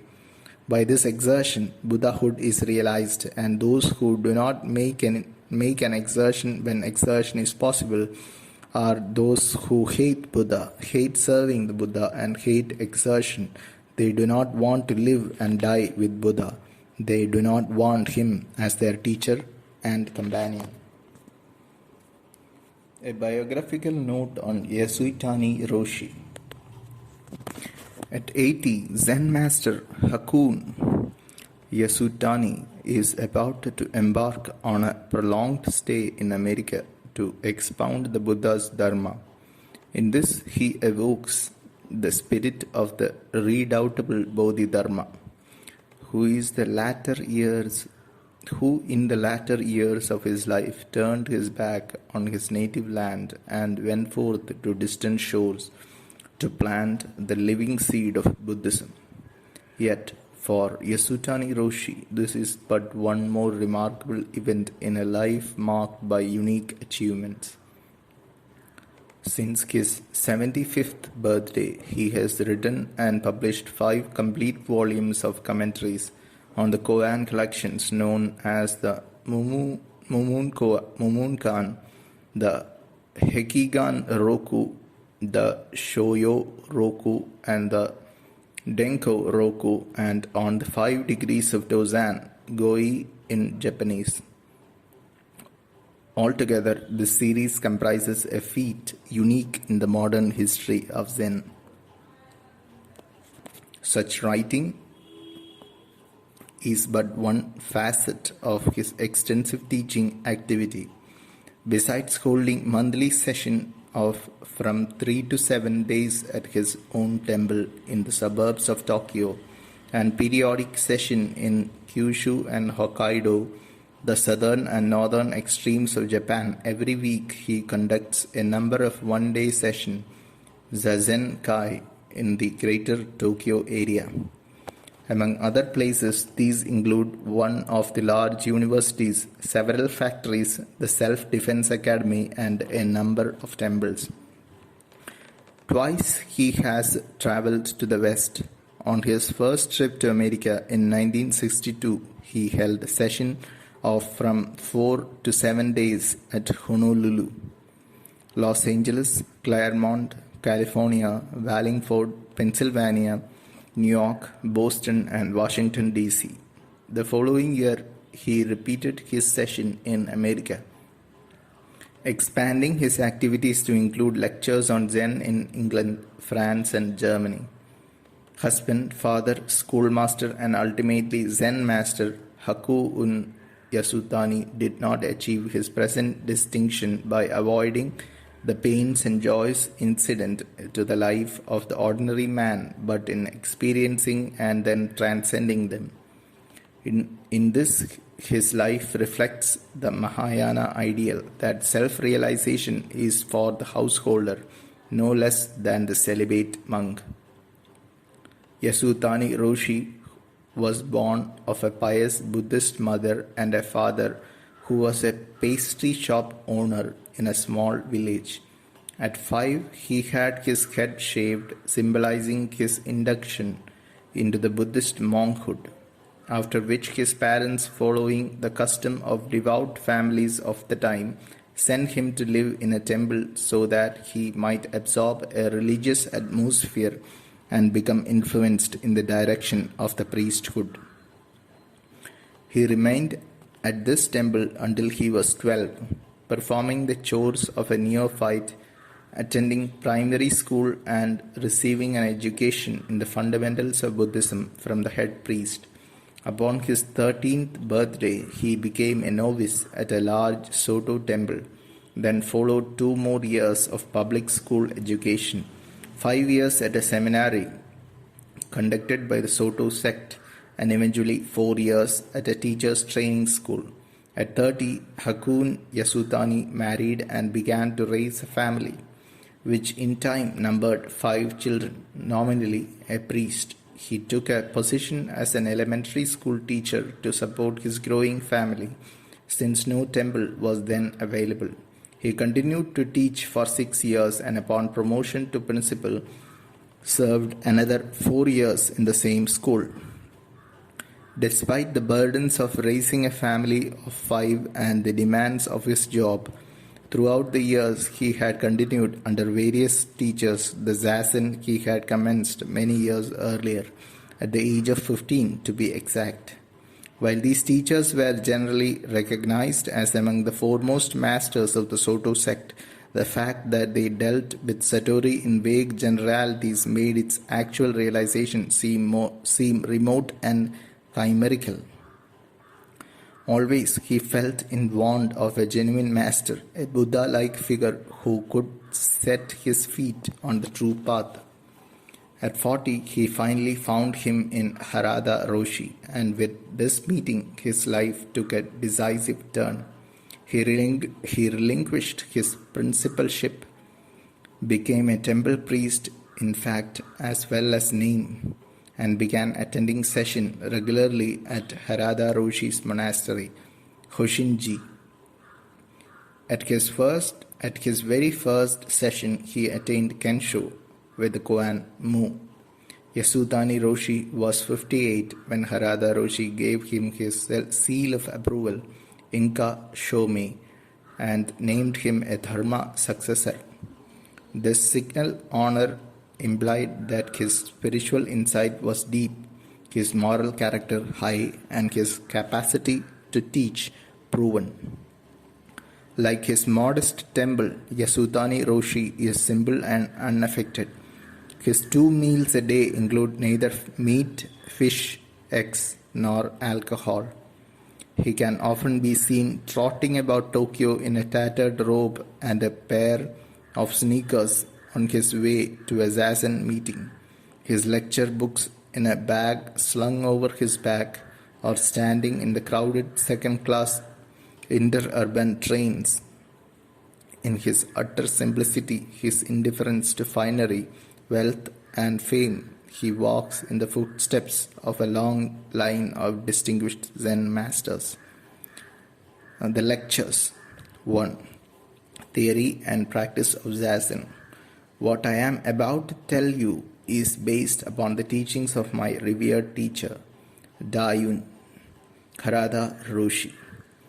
Although he himself was of the Soto sect, he was unable to find a truly accomplished master in that sect, and so went to train first at Shogen-ji and then Nansen-ji, 2 Rinzai monasteries. At Nansen-ji, he eventually grasped the inmost secret of Zen under the guidance of Dokutan Roshi, an outstanding master. While it is undeniably true that one must undergo Zen training himself in order to comprehend the truth of Zen, Harada Roshi felt that the modern mind is so much more aware that for beginners, lectures of this type could be meaningful as a preliminary to practice. He combined the best of each sect and established a unique method of teaching Zen. Nowhere in Japan will you find Zen teaching set forth so thoroughly and succinctly, so well suited to the temper of the modern mind as at his monastery. Having been his disciple for some 20 years, I was enabled, thanks to his grace, to open my mind's eye in some measure. Before commencing his lectures, Harada Roshi would preface them with advice on listening. His first point was that everyone should listen with his eyes open and upon him, in other words, with his whole being, because an impression received only through the hearing is rather shallow, akin to listening to the radio.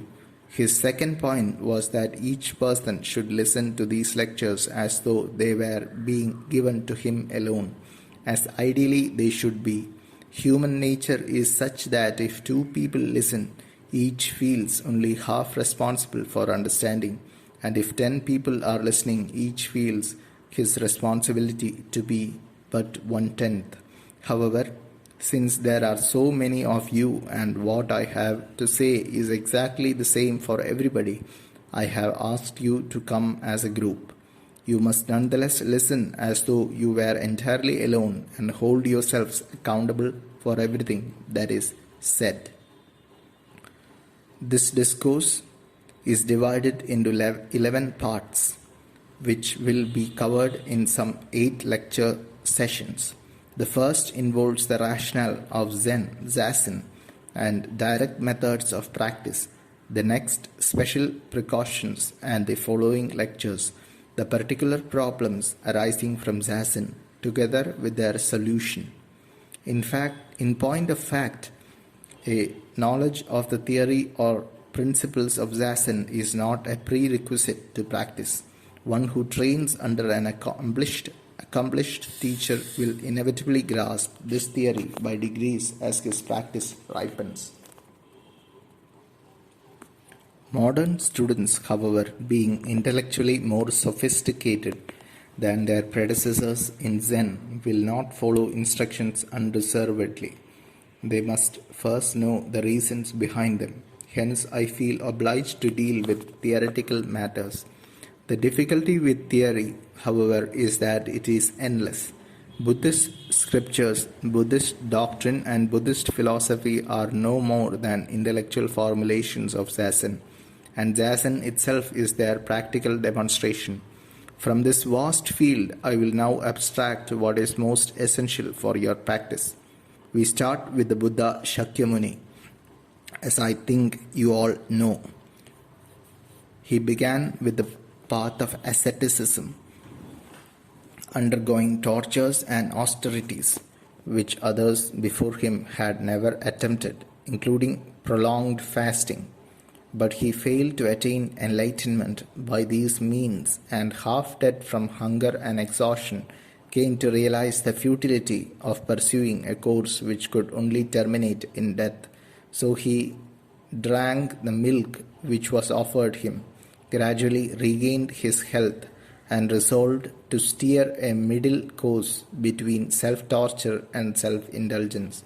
Thereafter he devoted himself exclusively to Zazen for 6 years, and eventually, on the morning of the 8th of December, at the very instant when he glanced at the planet Venus gleaming in the eastern sky, he attained perfect enlightenment.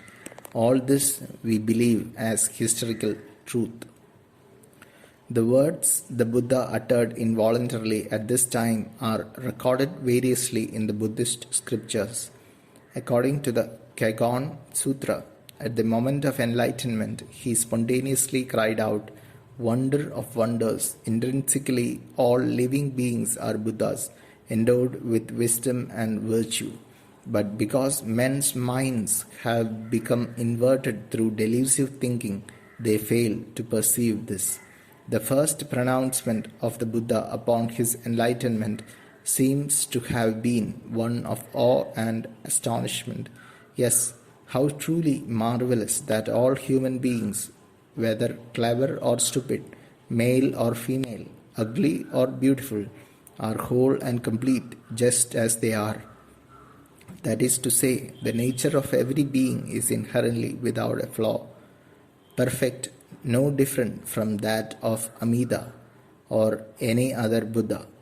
This first declaration of Shakyamuni Buddha is also the ultimate conclusion of Buddhism. Yet man, restless and anxious, lives a half-crazed existence because his mind, heavily encrusted with delusion, is turned topsy-turvy. We need therefore to return to our original perfection, to see through the false image of ourselves as incomplete and sinful, and to wake up to our inherent purity and wholeness. The most effective means by which to accomplish this is through Zazen. Not only Shakyamuni Buddha himself, but many of his disciples attained enlightenment through Zazen. Moreover, during the 2500 years since the Buddha's death, innumerable devotees in India, China, and Japan have, by grasping this self-same key, resolved for themselves the most fundamental question: what are life and death? Even in this day, there are many who have been able to cast off worry and anxiety and emancipate themselves through Zazen. Between a Nyorai, that is a supremely perfected Buddha, and us, who are ordinary, there is no difference as to substance. This substance can be likened to water. One of the salient characteristics of water is its conformability. When put into a round vessel, it becomes round. When put into a square vessel, it becomes square. We have this same adaptability, but as we live bound and fettered through ignorance of our true nature, we have forfeited this freedom. To pursue the metaphor, we can say that the mind of a Buddha is like water that is calm, deep, and crystal clear, and upon which the moon of truth reflects fully and perfectly. The mind of the ordinary man, on the other hand, is like murky water, constantly being churned by the gales of delusive thought and no longer able to reflect the moon of truth. The moon nonetheless shines steadily upon the waves, but as the waters are roiled, we are unable to see its reflection. Thus we lead lives that are frustrating and meaningless. How can we bring the moon of truth to illumine fully our life and personality? We need first to purify this water, to calm the surging waves by halting the winds of discursive thought. In other words, we must empty our minds of what the Kegon Sutra calls the conceptual thought of man. Most people place a high value on abstract thought, but Buddhism has clearly demonstrated that discriminative thinking lies at the root of delusion. I once heard someone say, "Thought is the sickness of the human mind." From the Buddhist point of view, this is quite true. To be sure, abstract thinking is useful when wisely employed, which is to say, when its nature and limitations are properly understood. But so long as human beings remain slaves to their intellect, fettered and controlled by it, they can well be called sick. All thoughts, whether ennobling or debasing, are mutable and impermanent. They have a beginning and an end, even as they are fleetingly with us. And this is as true of the thought of an era as of an individual. In Buddhism, thought is referred to as the stream of life and death. It is important in this connection to distinguish the role of transitory thoughts from that of fixed concepts. Random ideas are relatively innocuous, but ideologies, beliefs, opinions, and points of view, not to mention the factual knowledge accumulated since birth, to which we attach ourselves are the shadows which obscure the light of truth. So long as the winds of thought continue to disturb the water of our self nature, we cannot distinguish truth from untruth. It is imperative, therefore, that these winds be stilled. Once they abate, the waves subside, the muddiness clears, and we perceive directly the moon of truth has never ceased shining. The moment of such realization is Kensho, that is, enlightenment, the apprehension of the true substance of our self nature. Unlike moral and philosophical concepts, we are variable. True insight is imperishable. Now, for the first time, we can live with inner peace and dignity, free from perplexity and disquiet, and in harmony with our environment. I have spoken to you briefly about these matters, but I hope I have succeeded in conveying to you the importance of Zazen. Let us now talk about practice. The first step is to select a quiet room in which to sit. Lay out a fairly soft mat or pad, some 3 feet square, and on top of this place a small circular cushion measuring about 1 foot in diameter to sit on, or use a square cushion folded in two. Preferably, one should not wear trousers or socks, since these interfere with the crossing of the legs and the placing of the feet. For a number of reasons, it is best to sit in the full lotus posture. To sit full lotus, you place the foot of the right leg over the thigh of the left, and the foot of the left leg over the thigh of the right. The main point of this particular method of sitting is that by establishing a wide, solid base with the crossed legs and with both knees touching the mat, you achieve absolute stability. With the body thus immobile, thoughts are not stirred into activity by physical movements, and the mind more easily becomes tranquil. If you have difficulty sitting in the full lotus posture because of the pain, sit half lotus, which is done by putting the foot of the left leg over the thigh of the right. For those of you who are not accustomed to sitting cross-legged, even this position may not be easy to maintain. You will probably find it difficult to keep the two knees resting on the mat and will have to push one or both of them down again and again until they remain there. In both the half and the full lotus posture, the uppermost foot can be reversed when the legs become tired. For those who find both of these traditional Zazen positions acutely uncomfortable, an alternative position is the traditional Japanese one of sitting on the heels and calves. This can be maintained for a longer time if a cushion is placed between the heels and the buttocks. One advantage of this posture is that the back can be kept erect easily. However, should all of these positions prove too painful, you may use a chair. The next step is to rest the right hand in the lap, palm upward, and place the left hand palm upward on top of the right palm. Lightly touch the tips of the thumbs to each other so that a flattened circle is formed by the palms and thumbs. Now the right side of the body is the active pole, the left the passive. Hence, during practice, we repress the active side by placing the left foot and left hand over the right members as an aid in achieving the highest degree of tranquility. If you look at a figure of the Buddha, however, you will notice that the position of these members is just the reverse.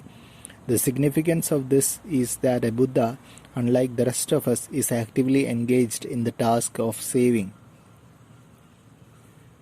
After you have crossed your legs, bend forward so as to thrust the buttocks out. Then slowly bring the trunk to an erect posture. The head should be straight. If looked at from the side, Your ears should be in line with your shoulders and the tip of your nose in line with your navel. The body from the waist up should be weightless, free from pressure or strain. Keep the eyes open and the mouth closed. The tip of the tongue should lightly touch the back of the upper teeth. If you close your eyes, you will fall into a dull and dreamy state. The gaze should be lowered without focusing on anything in particular. Experience has shown that the mind is quietest with the least fatigue or strain when the eyes are in this lowered position.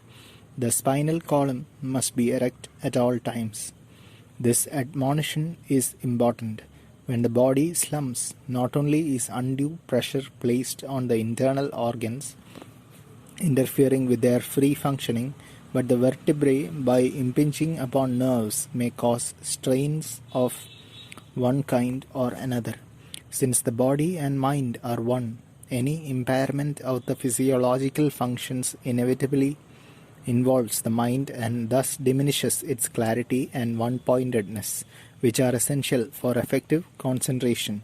From a purely psychological point of view, a ramrod erectness is as undesirable as a slouching position, for the one springs from unconscious pride and the other from abjectness, and since both are grounded in ego, they are equally a hindrance to enlightenment.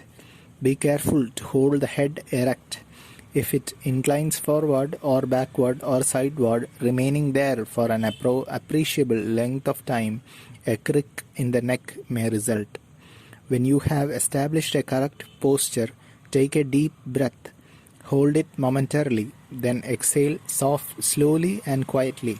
Repeat this 2 or 3 times, always breathing through the nose. After that, breathe naturally. When you have accustomed yourself to this routine, one deep breath at the beginning will suffice. Now bend the body first to the right as far as it will go, then to the left about 7 or 8 times in large arcs to begin with, then smaller ones until the trunk naturally comes to rest at center. You are now ready to concentrate your mind. There are many good methods of concentration bequeathed to us by our predecessors in Zen. The easiest for beginners is counting incoming and outgoing breaths. The value of this particular exercise lies in the fact that all reasoning is excluded and the discriminative mind put at rest. Thus the waves of thought are stilled and a gradual one-pointedness of mind achieved. To start with, count both inhalations and exhalations. When you inhale, concentrate on 1. When you exhale, on 2, and so on, up to 10. Then you return to 1 and once more count up to 10, continuing as before. It is as simple as that. As I have previously pointed out, fleeting ideas which naturally fluctuate in the mind are not in themselves an impediment. This unfortunately is not commonly recognized. Even among Japanese who have been studying and practicing Zen for 5 years or more, there are many who misunderstand Zen practice to be a stopping of consciousness. There is indeed a kind of zazen that aims at doing just this, but it is not the traditional zazen of Zen Buddhism.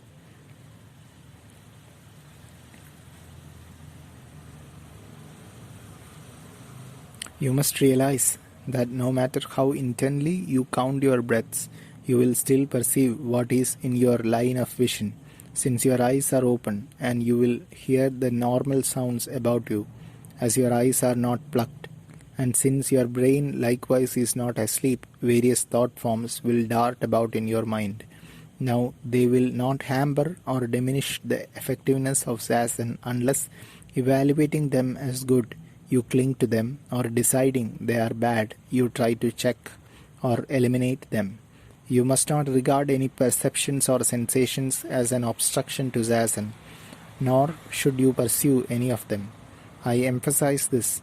Pursuit simply means that in the act of seeing, your gaze lingers on objects. In the course of hearing, your attention dwells on sounds, and in the process of thinking, your mind adheres to ideas. If you allow yourself to be distracted in such ways, your concentration on the counting of your breaths will be impeded. To recapitulate, let random thoughts arise and vanish as they will. Do not dally with them, and do not try to expel them, but merely concentrate all your energy on counting the inhalations and exhalations of your breath. In terminating a period of sitting, do not arise abruptly, but begin by rocking from side to side, first in small swings, then in large ones, for about half a dozen times. You will observe that your movements in this exercise are the reverse of those you engage in when you begin zazen. Rise slowly and quietly walk around with the others in what is called kinhin, a walking form of zazen. Kinhin is performed by placing the right fist with thumb inside on the chest and covering it with the left palm while holding both elbows at right angles. Keep the arms in a straight line and the body erect, with the eyes resting upon a point about 2 yards in front of the feet. At the same time, continue to count inhalations and exhalations as you walk slowly around the room. Begin walking with the left foot and walk in such a way that the foot sinks into the floor. First the heel and then the toes. Walk calmly and steadily, with poise and dignity.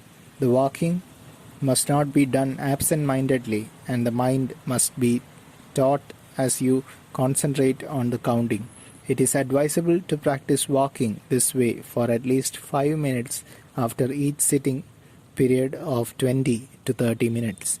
You are to think of this walking as zazen in motion.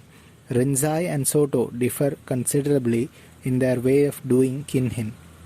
In the Rinzai method, the walking is brisk and energetic, while in the traditional Soto, it is slow and leisurely.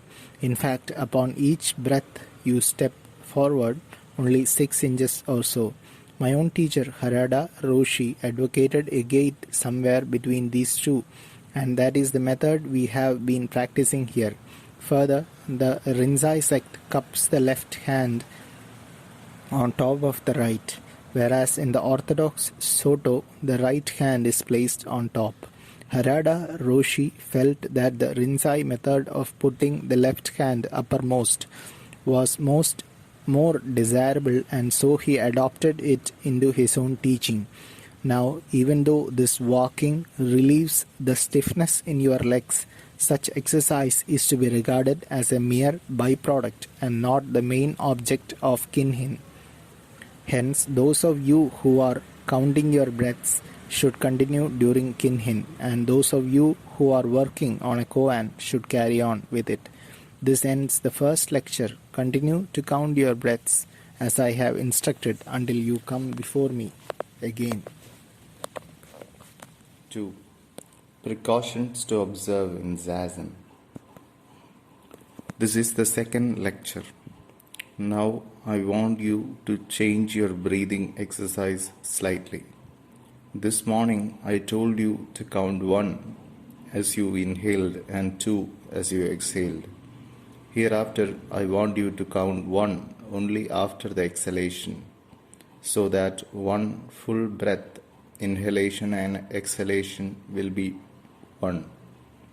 Don't bother counting the inhalations, just count 1, 2, 3 and so forth on the exhalation. It is advisable to do zazen facing a wall, a curtain or the like. Don't sit too far from the wall, nor with your nose up against it. The ideal distance is from 2 to 3 feet. Likewise, don't sit where you have a sweeping view, for it is distracting, or where you look out on a pleasant landscape, which will tempt you to leave off zazen in order to admire it. In this connection, it is important to remember that although your eyes are open, you are not actually trying to see. For all these reasons, it is wisest to sit facing a wall. However, if you happen to be doing zazen formally In a Rinzai temple, you will have no choice but to sit facing others, as this is the established custom in that sect. In the beginning, if possible, select a room that is quiet as well as clean and tidy, one which you can regard as sacred. It may be asked whether it is satisfactory to do zazen on a bed so long as the room is clean and free from noise. For the ordinary healthy person, the answer is no. There are any number of reasons why it is difficult to keep the mind in proper tension on a bed. A bedridden person, of course, has no choice. You will probably find that natural sounds like those of insects or birds or running water will not disturb you. Neither will the rhythmic ticking of a clock nor the purring of a motor. Sudden noises, however, like the roar of a jet, are jarring. But rhythmic sounds you can make use of. One student of mine actually attained enlightenment by utilizing the sound of the steady threshing of rice while he was doing zazen. The most objectionable sounds are those of human voices, either heard directly or over the radio or television. When you start zazen, therefore, find a room which is distant from such sounds. When your sitting has ripened, however, no noises will disturb you. Besides, keeping your room clean and orderly, you should decorate it with flowers and burn incense, since these, by conveying a sense of the pure and the holy, make it easier for you to relate yourself to zazen and thus to calm and unify your mind more quickly. Wear simple, comfortable clothing that will give you a feeling of dignity and purity. In the evening, it is better not to wear night clothes, but if it is hot and a question of either doing zazen in pajamas or not doing it at all, by all means wear the pajamas, but make yourself clean and tidy. The room ought not to be too light or too dark. You can put up a dark curtain if it is too light, or you can use a small electric bulb if it is night. The effect of a dark room is the same as closing your eyes. It dulls everything. The best condition is a sort of twilight. Remember, Buddhist zazen does not aim at rendering the mind inactive, but at quieting and unifying it in the midst of activity.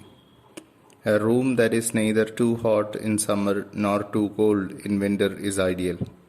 Punishing the body is not the purpose of zazen, so it is unnecessary to struggle with extremes of heat or cold. Experience has shown, however, that one can do better zazen when he feels slightly cool. Too hot a room tends to make one sleepy. As your ardor for zazen deepens, you will naturally become unconcerned about cold or heat. Nevertheless, it is wise to take care of your health. Next, let us discuss the best time for zazen. For the eager and determined, any time of day and all seasons of the year are equally good. But for those who have jobs or professions, the best time is either morning or evening, or better still, both. Try to sit every morning, preferably before breakfast and just before going to bed at night. But if you can sit only once, and you should sit at least once a day, you will have to consider the relative merits of morning and evening. Each has its advantages and disadvantages. If you find that either morning or evening is equally good and you ask which I recommend because you can sit only once a day, I would say the morning for the following reasons. No visitors come early in the morning, whereas in the evening you are likely to be interrupted. Also, morning, at any rate, in the city is much quieter than evening, since fewer cars are on the streets. Furthermore, because in the morning you are rested and somewhat hungry, you are in good condition for zazen, whereas in the evening, when you are tired and have had your meal, you are likely to be duller. Since it is difficult to do zazen on a full stomach, it is better not to sit immediately after a meal when you are a beginner. Before a meal, however, zazen can be practiced to good advantage. As your zeal grows, it won't matter when you sit, before, after, or during a meal. How long should you do zazen at one sitting? There is no general rule, for it varies according to the degree of one's eagerness as well as the maturity of one's practice. For novices, a shorter time is better. If you sit devotedly 5 minutes a day for a month or two, you will want to increase your sitting to 10 or more minutes as your ardor grows. When you are able to sit with your mind taut for say 30 minutes without pain or discomfort, you will come to appreciate the feeling of tranquility and well-being induced by zazen and will want to practice regularly.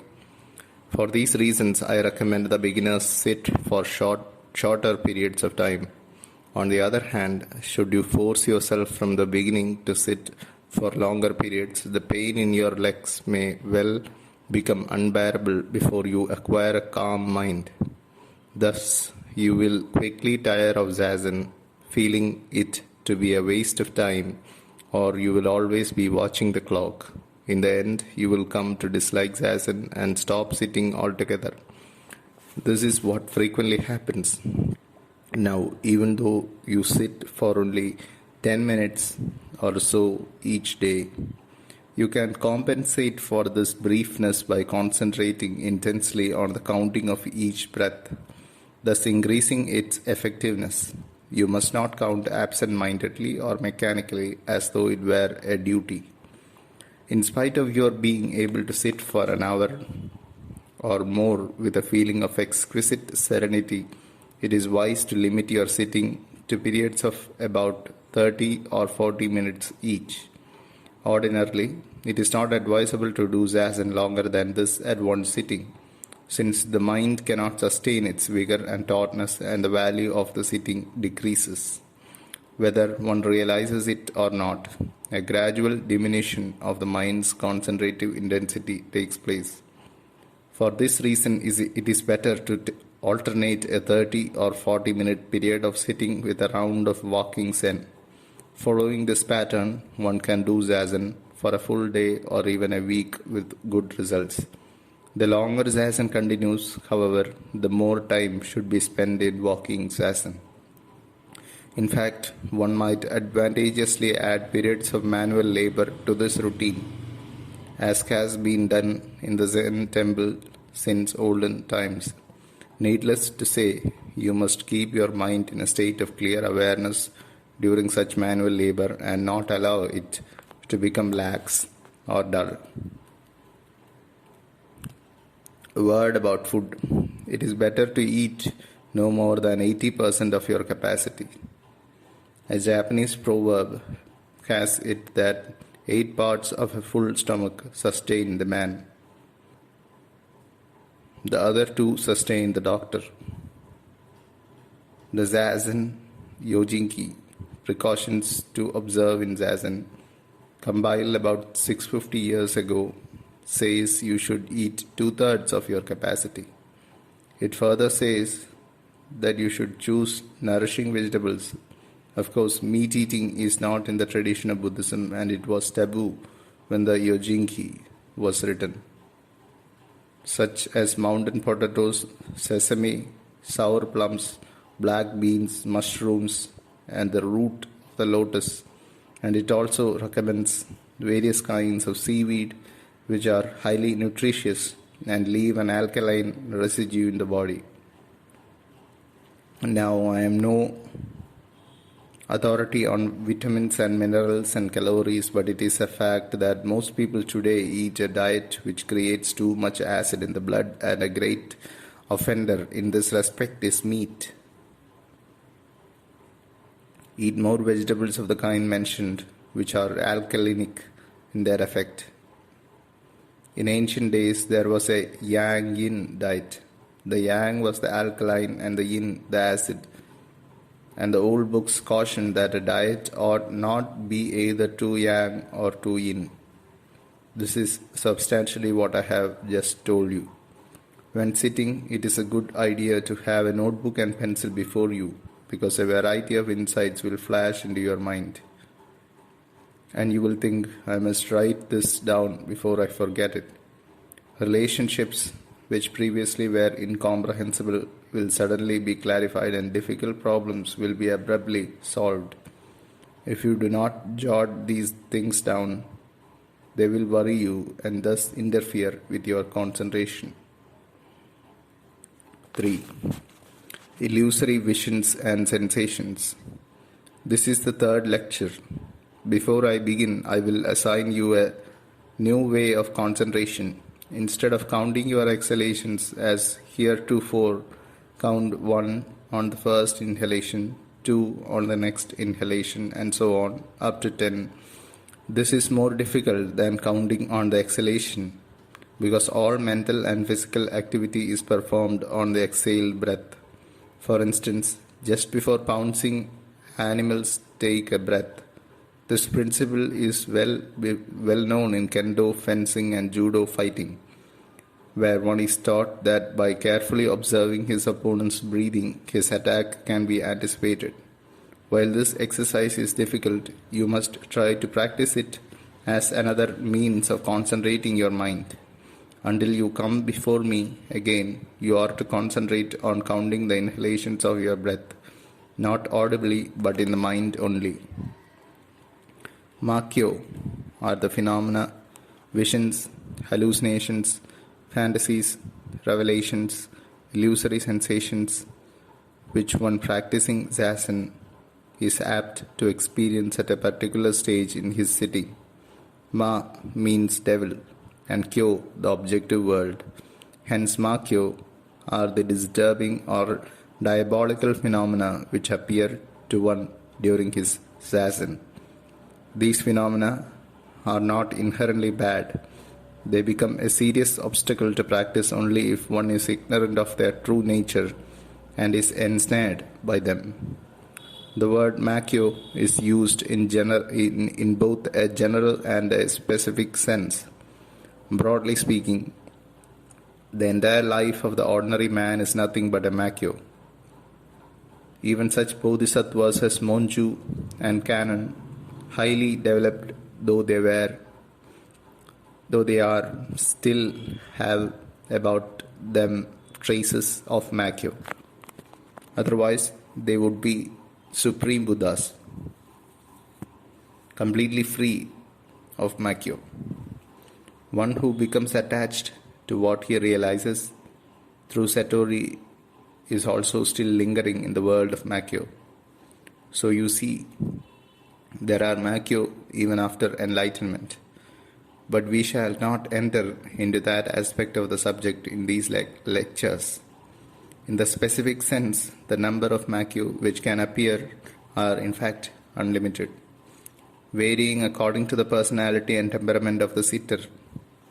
In the Ryongon Surangama Sutra, the Buddha warns of 50 different kinds, but of course he is referring only to the commonest.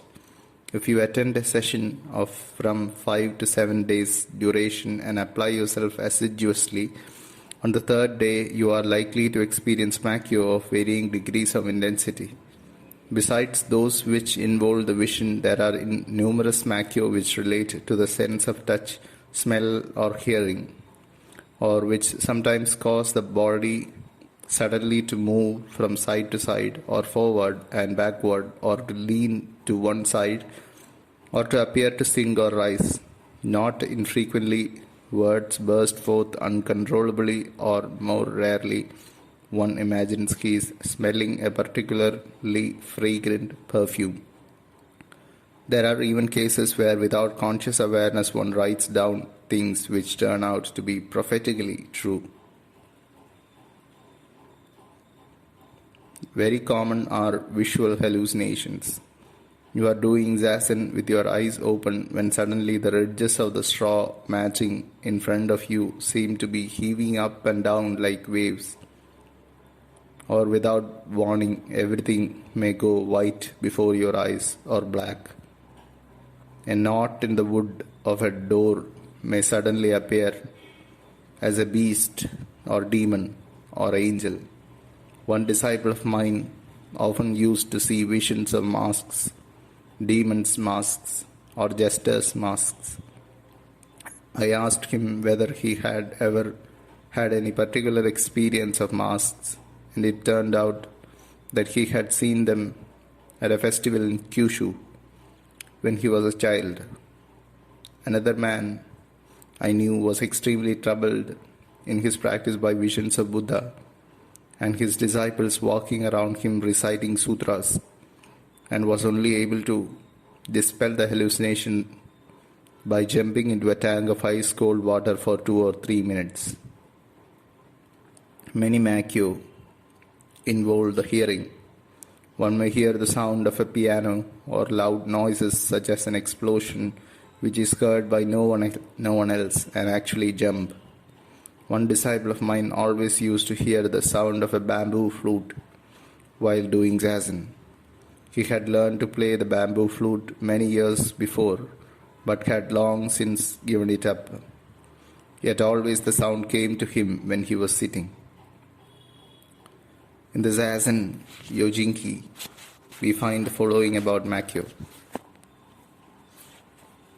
The body may feel hot or cold, or glass-like, or hard, or heavy or light. This happens because the breath is not well harmonized with the mind and needs to be carefully regulated. It then goes on to say one may experience the sensation of sinking or floating, or may alternately feel hazy and sharply alert. The disciple may develop the faculty of seeing through solid objects as though they were transparent, or he may experience his own body as a translucent substance.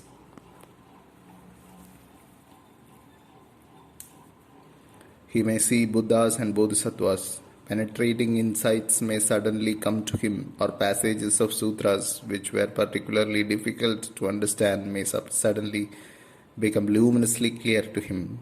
All these abnormal visions and sensations are merely the symptoms of an impairment arising from a maladjustment of the mind with the breath.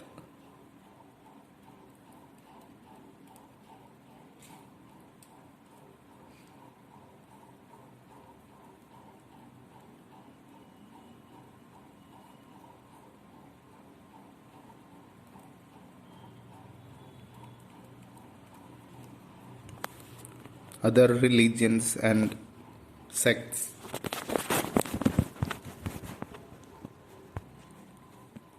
place great store by experiences which involve visions of God or hearing heavenly voices, performing miracles, receiving divine messages, or becoming purified through various rites. In the Nichiren sect, for example, the devotee loudly and repeatedly invokes the name of the Lotus Sutra to the accompaniment of vigorous body movements and feels he has thereby purged himself of his defilements. In varying degree, these practices induce a feeling of well-being, yet from the Zen point of view, all are morbid states, devoid of true religious significance and hence only Makyo. What is the essential nature of these disturbing phenomena we call Makyo? They are temporary mental states which arise during zazen when our ability to concentrate has developed to a certain point and our practice is beginning to ripen. When the thought waves which wax and wane on the surface of the sixth class of consciousness are partially calmed, residual elements of past experiences lodged in the seventh and eighth classes of consciousness bob up sporadically to the surface of the mind, conveying the feeling of a greater or expanded reality. Makyo, accordingly, are a mixture of the real and the unreal. Not unlike ordinary dreams, just as dreams do not appear to a person in deep sleep, but only when he is half asleep and half awake. So Makyo do not come to those in deep concentration or samadhi.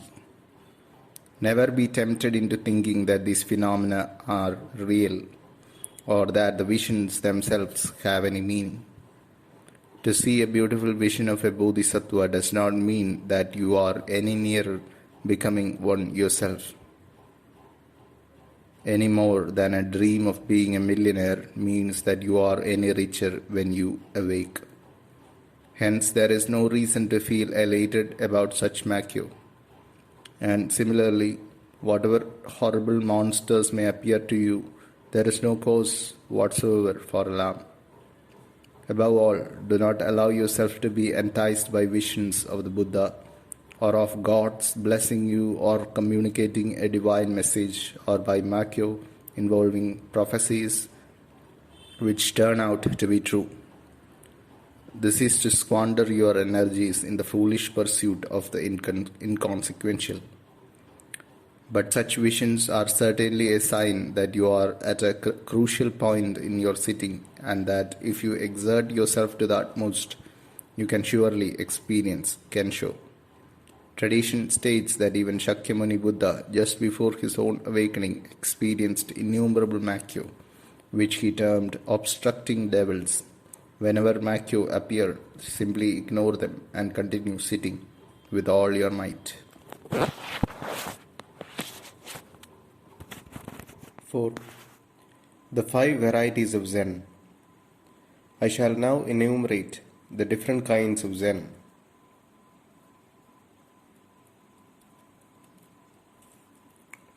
Unless you learn to distinguish between them, you are likely to err on decisive points, such as whether or not Satori is necessary to Zen, whether Zen involves the complete absence of discursive thought, and the like. The truth is that among the many types of Zen, there are some which are profound and some shallow, some that lead to enlightenment and some that do not. It is said that during the time of the Buddha, there were 90 or 95 schools of philosophy or religion in existence. Each school had its particular mode of Zen, and each was slightly different from the others. All great religions embrace some measure of Zen, since religion needs prayer and prayer needs concentration of mind. The teachings of Confucius and Mencius, of Lao Tzu and Chuang-Tzu, all these have their own elements of Zen. Indeed, Zen is spread over many different activities of life, such as the tea ceremony, no, kendo, judo. In Japan, starting with the Meiji Restoration less than 100 years ago and continuing up to the present, there have sprung up a number of teachings and disciplines with elements of Zen in them. Among others, I recall Okada's system of tranquil sitting and Emma's method of mind and body cultivation. Recently, one Tembu Nakamura has been zealously advocating a form of Indian Yoga Zen. All these different methods of concentration, almost limitless in number, come under the broad heading of Zen. Rather than try to specify them all, I am going to discuss the 5 main divisions of Zen as classified by Kiho Zenji, one of the early Zen masters in China, whose categories I feel are still valid and useful. Outwardly, these 5 kinds of Zen scarcely differ. There may be slight variations in the way the legs are crossed, the hands folded, or the breathing regulated, but common to all are 3 basic elements: an erect sitting posture, correct control of breathing, and concentration, unification of mind. Beginners need to bear in mind, however, that in the substance and purpose of these various types there are distinct differences. These differences are crucial to you when you come before me individually to state your aspiration, for they will enable you to define your goal clearly the better, that I may assign you the practice appropriate to it. The first of these types we call Bompu, or ordinary Zen, as opposed to the other four, each of which can be thought of as a special kind of Zen suitable for the particular aims of different individuals. Bombu Zen, being free from any philosophic or religious content, is for anybody and everybody. It is a Zen practiced purely in the belief that it can improve both physical and mental health. Since it can almost certainly have no ill effects, anyone can undertake it. Whatever religious beliefs he happens to hold, or if he holds none at all, Bombu Zen is bound to eliminate sickness of a psychosomatic nature and to improve the health generally. Through the practice of Bombu Zen, you learn to concentrate and control your mind. It never occurs to most people to try to control their minds, and unfortunately, this basic training is left out of contemporary education. Not being part of what is called the acquisition of knowledge, yet without it, what we learn is difficult to retain because we learn it improperly, wasting much energy in the process. Indeed, we are virtually crippled unless we know how to restrain our thoughts and concentrate our minds. Furthermore, by practicing this very excellent mode of mind training, you will find yourself increasingly able to resist temptations to which you had previously succumbed, and to sever attachments which had long held you in bondage. An enrichment of personality and a strengthening of character inevitably follow, since the three basic elements of mind, that is, intellect, feeling, and will, develop harmoniously. The quietest sitting practiced in Confucianism seems to have stressed mainly these effects of mind concentration. However, the fact remains that Bombu Zen, although far more beneficial for the cultivation of the mind than the reading of countless books on ethics and philosophy, is unable to resolve the fundamental problem of man and his relation to the universe. Why? Because it cannot pierce the ordinary man's basic delusion of himself as distinctly other than the universe. The second of the 5 kinds of Zen is called Gedo. Gedo means literally an outside way and so implies, from the Buddhist point of view, teachings other than Buddhist. Here we have a Zen related to religion and philosophy, but yet not a Buddhist Zen. Hindu yoga, the quietest sitting of Confucianism, contemplation practices in Christianity, all these belongs to the category of Gedo Zen. Another feature of Gedo Zen is that it is often practiced in order to cultivate various supra-normal powers or skills, or to master certain arts beyond the reach of the ordinary man. A good example of this is Tempu Nakamura, the man whom I mentioned earlier. It is reported that he can make people act without himself moving a muscle or saying a word. The aim of the Emma method is to accomplish such feats as walking barefooted on sharp sword blades or staring at sparrows so that they become paralyzed. All these miraculous exploits are brought about through the cultivation of Joriki, the particular strength or power which comes with the strenuous practice of mind concentration, and of which I shall speak later in greater detail. Here I will simply remind you that a Zen which aims solely at the cultivation of Joriki for such ends is not a Buddhist Zen. Another object for which Gedo Zen is practiced is rebirth in various heavens. Certain Hindu sects we know practice Zen in order to be reborn in heaven. This is not the object of Zen Buddhism. While the Zen Buddhist does not quarrel with the idea of various strata of heaven and the belief that one may be reborn into them through the performance of 10 kinds of meritorious deeds, he himself does not crave rebirth in heaven. Conditions there are altogether too pleasant and comfortable, and hence he can all too easily be seduced away from Zazen. Besides, when his merit in heaven expires, he can very well land in hell. Zen Buddhists therefore believe it preferable to be born into the human world and to practice Zazen with the aim of ultimately becoming a Buddha. I will stop here and at the next lecture conclude the 5 types of Zen.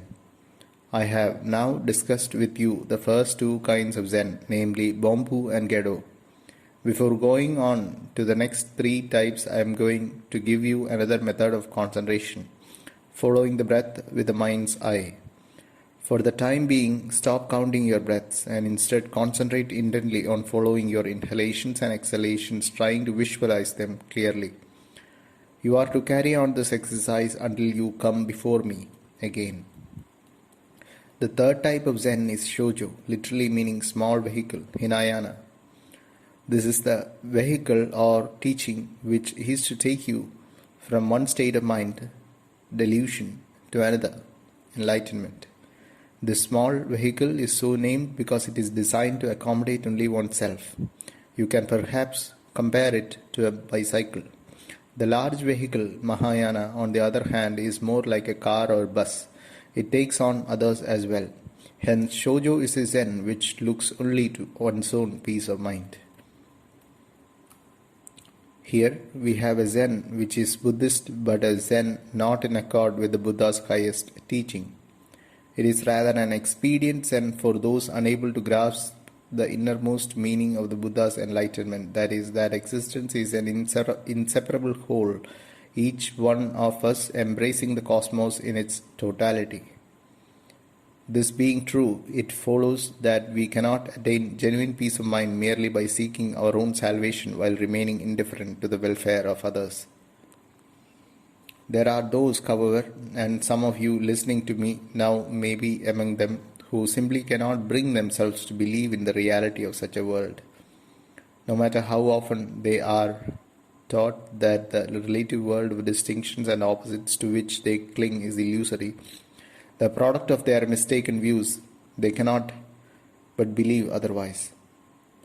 To such people, the world can only seem inherently evil, full of sin and strife and suffering, of killing and being killed, and in their despair, they long to escape from it.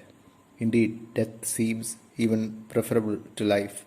The most unbearable sin of all is the taking of life in any form and under any circumstances, since this condemns them to interminable suffering incarnated as beasts or demons in countless future existences owing to the inexorable law of karma. So mere death is not the end. Hence what they are seeking is a way of avoiding rebirth, a method of dying without being reborn. Shoujo Zen provides the answer to this need.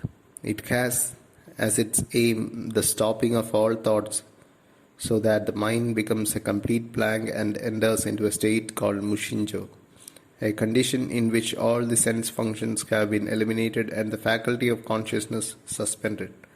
With practice, this power can be cultivated by anyone. In case there is no wish to die, one can enter this trance-like state for a limited period, say an hour or two, or 1 or 2 days, or one can remain in it indefinitely, in which event death follows naturally and painlessly, without, and this is most important, rebirth. This entire process of death without rebirth is set forth in great detail in a Buddhist philosophical work called the Kusharon. The fourth classification is called Daijo, great vehicle, Mahayana Zen, and this is a truly Buddhist Zen, for it has as its central purpose Kensho Godo, that is, seeing into your essential nature and realizing the way in your daily life. For those able to comprehend the import of the Buddha's own enlightenment experience and with a desire to break through their own illusory view of the universe and experience absolute, undifferentiated reality, the Buddha taught this mode of Zen. Buddhism is essentially a religion of enlightenment. The Buddha, after his own experience of Satori, spent some 50 years teaching people how they might themselves realize their self-nature. His methods have been transmitted from master to disciple right down to the present day. So it can be said that a Zen which ignores or denies or belittles Satori is not true Daijo Buddhist Zen. In the practice of Daijo Zen, your aim in the beginning is to awaken to your true nature. But upon enlightenment, you realize that Zazen is more than a means to enlightenment. It is the actualization of your true nature. In this type of Zen, which has as its object Satori awakening, it is easy to mistakenly regard Zazen as but a means. A wise teacher, however, will point out from the outset that Zazen is in fact the actualization of the innate Buddha nature and not merely a technique for achieving enlightenment. If Zazen were no more than such a technique, it would follow that after the Satori, Zazen would be unnecessary. But as Dogen Zenji himself pointed out, precisely the reverse is true. The more deeply you experience Satori, the more you perceive the need for practice. Saijojo Zen, the last of the 5 types, is the highest vehicle, the culmination and crown of Buddhist Zen. This Zen was practiced by all the Buddhas of the past, that is Shakyamuni and Amida, and is the expression of absolute life in its purest form. It is the Zazen which Dogen Zenji chiefly advocated at it, and it involves no struggle for Satori or any other object. We call it Shikantasa. And of this I shall speak in greater detail in a subsequent lecture. In this highest practice, means and end coalesce. Daijo Zen and Saijojo Zen are, in point of fact, complementary. The Rinzai sect places Daijo uppermost and Saijojo beneath, whereas the Soto sect does the reverse.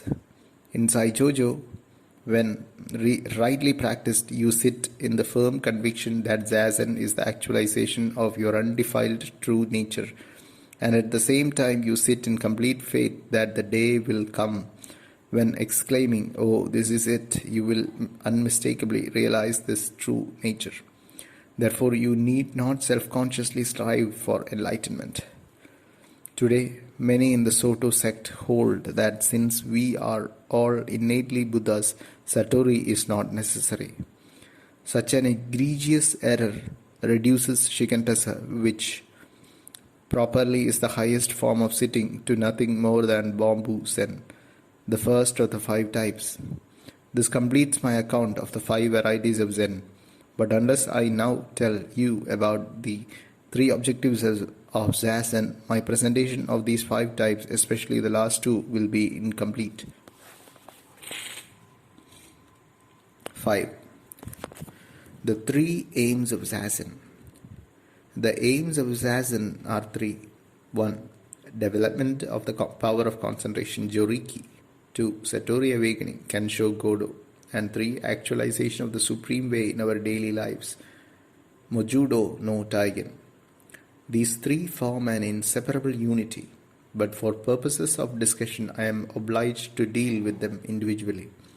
Joriki, the first of these, is the power or strength which arises when the mind has been unified and brought to one-pointedness through concentration. This is more than the ability to concentrate in the usual sense of the word. It is a dynamic power which, once mobilized, enables us even in the most sudden and unexpected situations to act instantly, without pausing to collect our wits and in a manner wholly appropriate to the circumstances. One who has developed Joriki is no longer a slave to his passions, neither is he at the mercy of his environment. Always in command of both himself and the circumstances of his life, he is able to move with perfect freedom and equanimity. The cultivation of certain supranormal powers is also made possible by Joriki, as is the state in which the mind becomes like perfectly still water. The first 2 of the 5 kinds of Zen I have spoken about depend entirely on Joriki, as does the state of Mushinjo in Shoujo Zen, the state of blankness in which the conscious functioning of the mind has been stopped. Now, although the power of Joriki can be endlessly enlarged through the regular practice, it will recede and eventually vanish if we neglect Zazen. And while it is true that many extraordinary powers flow from Joriki, nevertheless, through it alone we cannot cut the roots of our illusory view of the world. Mere strength of concentration is not enough for the highest types of Zen. Concomitantly, there must be Satori awakening. In a little-known document handed down by the patriarch Sekito Kisen, the founder of one of the early Zen sects, the following appears.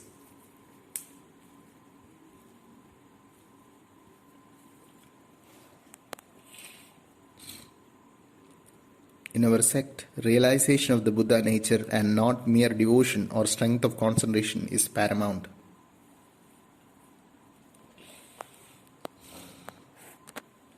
The second of these aims is Kensho Godo, seeing into your true nature and at the same time seeing into the ultimate nature of the universe and all the 10,000 things in it. It is the sudden realization that I have been complete and perfect from the very beginning. How wonderful, how miraculous. If it is true Kensho, its substance will always be the same for whoever experiences it, whether he be the Buddha Shakyamuni, the Buddha Amida, or any one of you gathered in this temple. But this does not mean that we can all experience Kensho to the same degree, for in the clarity, the depth, and the completeness of the experience there are great differences. As an illustration, imagine a person blind from birth who very gradually begins to recover his sight. At first, he can only see very vaguely and darkly and only objects close to him. Then, as his sight improves, he is able to distinguish things a yard or so away, then objects at 10 yards, then at 100 yards, until finally he can recognize anything up to 1,000 yards. At each of these stages, the phenomenal world he is seeing is the same, but the differences in the clarity and accuracy of his views of that world are as great as those between snow and charcoal. So it is with the differences in clarity and depth of our experiences of Kensho. The last of the three objectives is Mujodo no Taigan, the actualization of the Supreme Way throughout our entire being and our daily activities. At this point, we do not distinguish the end from the means. Saijojo, which I have spoken of as the fifth and highest of the 5 types of Zen, corresponds to this stage. When you sit earnestly and egolessly in accordance with the instructions of a competent teacher, that is, with your mind, though fully conscious, as free of thought as a pure white sheet of paper is unmarred by a blemish, there is an unfoldment of your intrinsically pure Buddha nature, whether you have had Satori or not. But what must be emphasized here is that only with true enlightenment do you directly apprehend the truth of your Buddha nature and perceive that Saijojo, the purest type of Zen, is no different from that practiced by all Buddhas.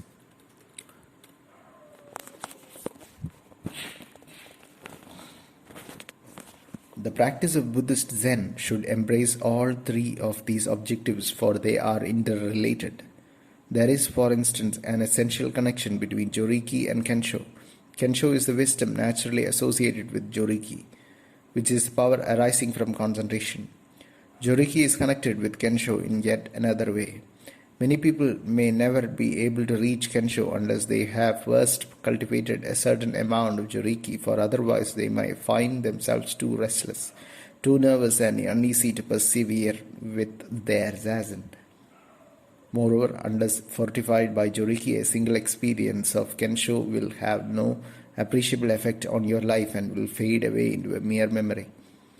For although through the experience of Kensho you have apprehended the underlying unity of the cosmos with your mind's eye, without Joriki you are unable to act with the total force of your being on what your inner vision has revealed to you. Likewise, there is an interconnection between Kensho and the third of these aims, Mujodo no Taigen. Kensho, when manifested in all your actions, is Mujodo no Taigen. With perfect enlightenment, Anuttara Samyak Sambodhi, we apprehend that our conception of the world as dual and antithetical is false, and upon this realization, the world of oneness, of true harmony and peace is revealed. The Rinzai sect tends to make Satori awakening the final aim of sitting and skims over Joriki and Mujodo no Taigen. Thus, the need for continued practice after enlightenment is minimized, and Koan study, since it is unsupported by Zazen and scarcely related to daily life,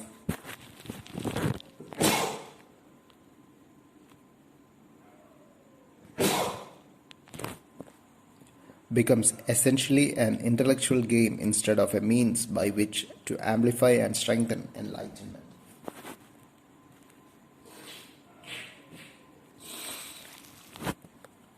On the other hand,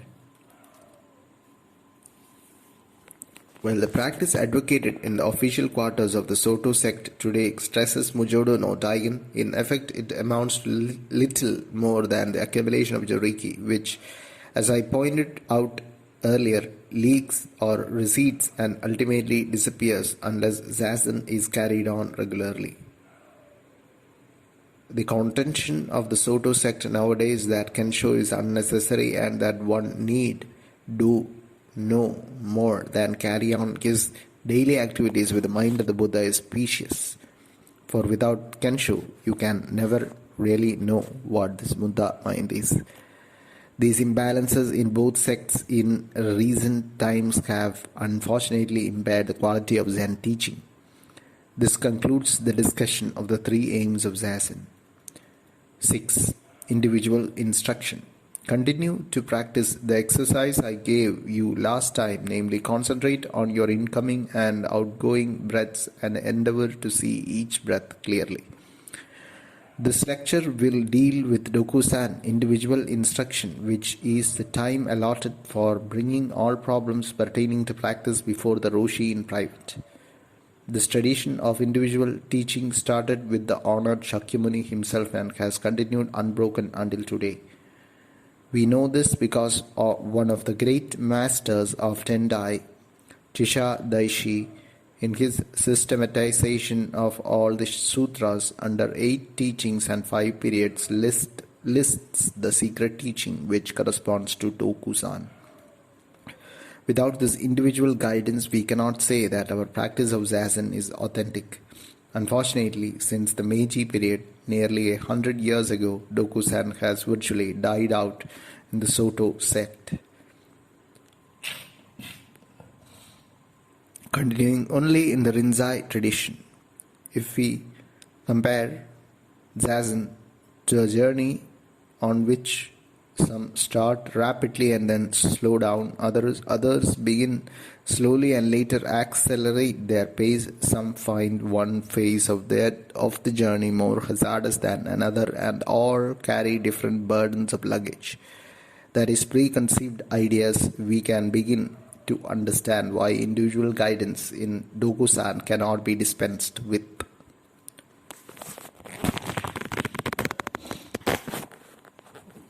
It may be asked why it is necessary to keep Dokusan secret, since nothing immoral is involved. Why can it not be open and in public? First of all, since we are ordinary people with ego, in the presence of others we are inclined to make ourselves out to be better than we are. We cannot bare our souls and stand naked, as it were. Likewise, we hesitate to speak the whole truth for fear of being laughed at. Or if the Roshi scolds us using harsh language, we become more concerned with the effect of this on others than in listening to him open-mindedly. There is yet another reason for privacy in Dokusan. After your first experience of Kensho, you move from koan to koan as your understanding deepens. And were others to be present when you demonstrated these koans, listening to the Roshi's replies, they might think, oh, so that's the answer, without fully understanding the import of the koan. Obviously, this would hurt their practice, for instead of coming to their own realization and presenting it to the Roshi, they would remember that this was an acceptable answer, but that was not, and thus, to their own detriment, their koan practice would degenerate to mere intellection. For these reasons, you should remain silent when asked about a koan which the questioner has not yet passed. Irresponsible talk may lead to other harmful consequences. Rumors may spread that one is savagely beaten in Dokusan, for example, giving Zen an undeservedly bad name. Therefore, do not discuss your koans with anybody, not even your best friends or members of your family.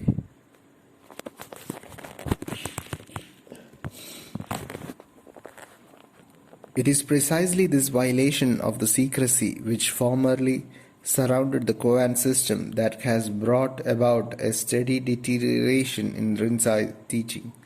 What I am about to say does not apply to laymen who are generally serious in their practice, but in the monasteries where there are monks who resent the entire training, being there in the first place only to serve the period required to inherit the resident priesthood of a temple, this problem becomes serious. In monasteries where the discipline is faulty, an older monk will often say to a younger one, "What koan are you working on?" When told, the older one will say, "Do you understand it?" "No."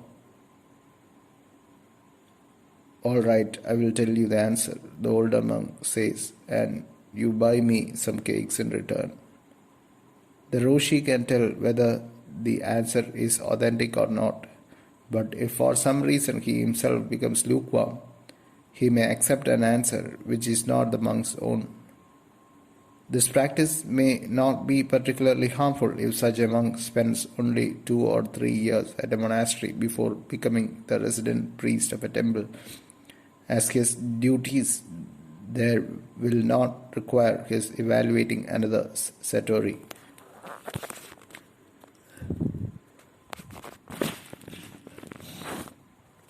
But it can happen that there is no opening when he completes this minimal training so that he may remain at the monastery for perhaps 8 or 10 years, going through the entire koan system with answers which are not his own.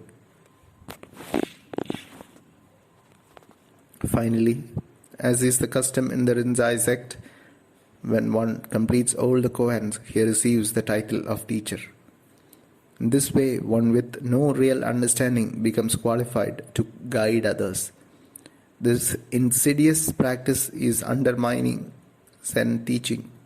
Soto scholars studying Zen academically justifiably attack the koan system on just these grounds.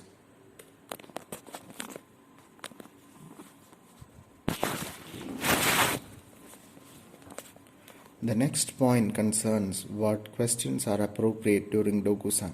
All questions should relate to problems growing directly out of your practice.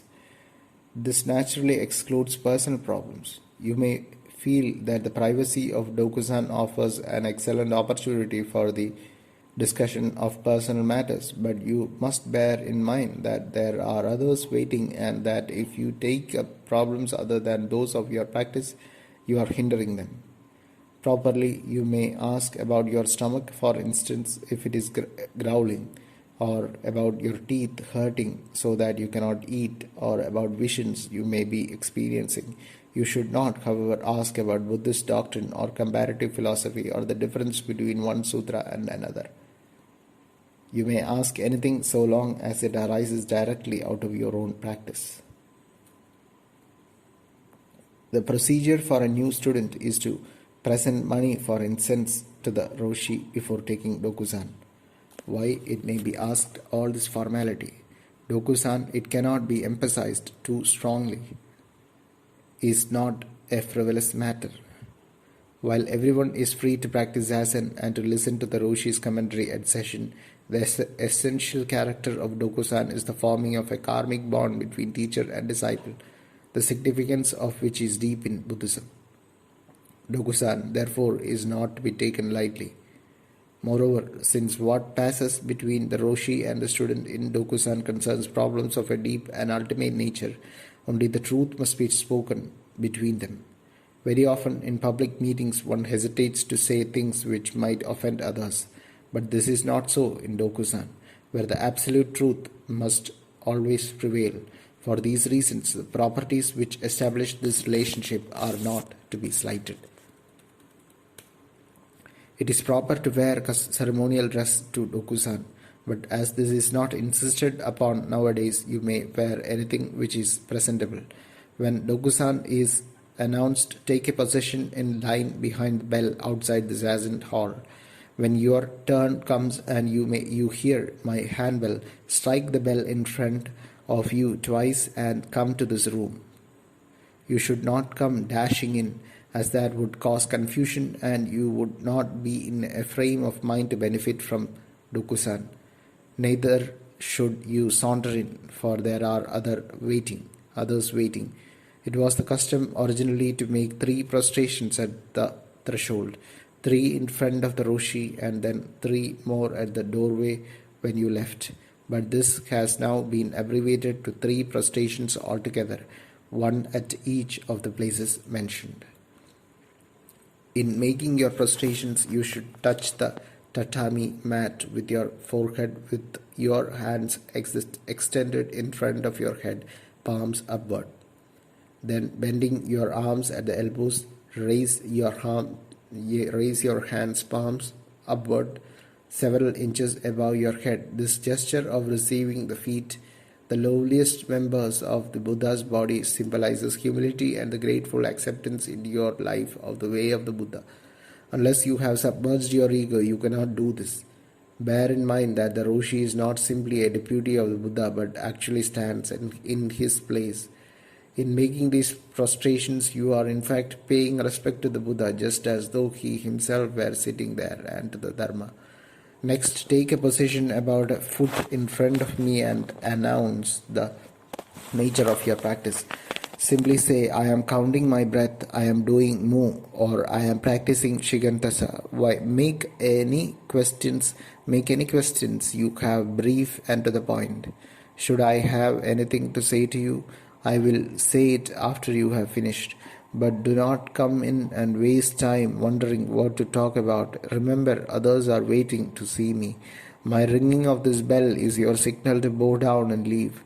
After that, if you should remember something, you will have to bring it up at the following Dokusan, because the next person will already be coming in. This concludes the 5th lecture.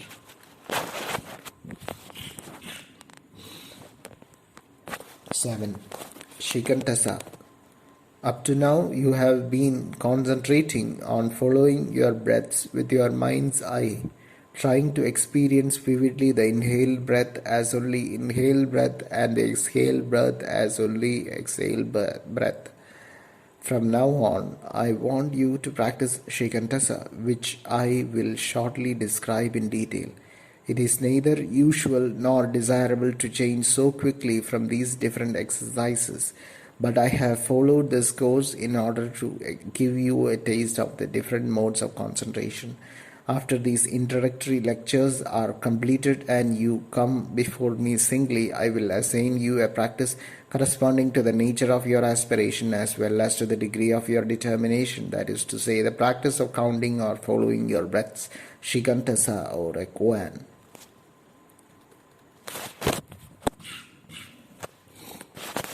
This lecture will deal with Shikantasa. Shikan means nothing but or just, while ta means to hit and za to sit. Hence, Shikantasa is a practice in which the mind is intensely involved in just sitting. In this type of zazen, it is all too easy for the mind, which is not supported by such aids as counting the breath or by a koan, to become distracted. The correct temper of mind, therefore, becomes doubly important. Now, in Shikantasa, the mind must be unhurried, yet at the same time firmly planted or massively composed like Mount Fuji, let us say. But it must also be alert, stretched like a taut bowstring. So, Shikantasa is a heightened state of concentrated awareness wherein one is neither tense nor hurried and certainly never slack. It is the mind of somebody facing death. Let us imagine that you are engaged in a duel of sportsmanship of the kind that used to take place in ancient Japan. As you face your opponent, you are unceasingly watchful, set ready. Were you to relax your vigilance even momentarily, you would be cut down instantly. A crowd gathers to see the fight. Since you are not blind, you see them from the corner of your eye, and since you are not deaf, you hear them. But not for an instant is your mind captured by these sense impressions. This state cannot be maintained for long. In fact, you ought not to do Shikantasa for more than half an hour at a sitting. After 30 minutes, get up and walk around in Kindian and then resume your sitting. If you are truly doing Shikantasa in half an hour, you will be sweating.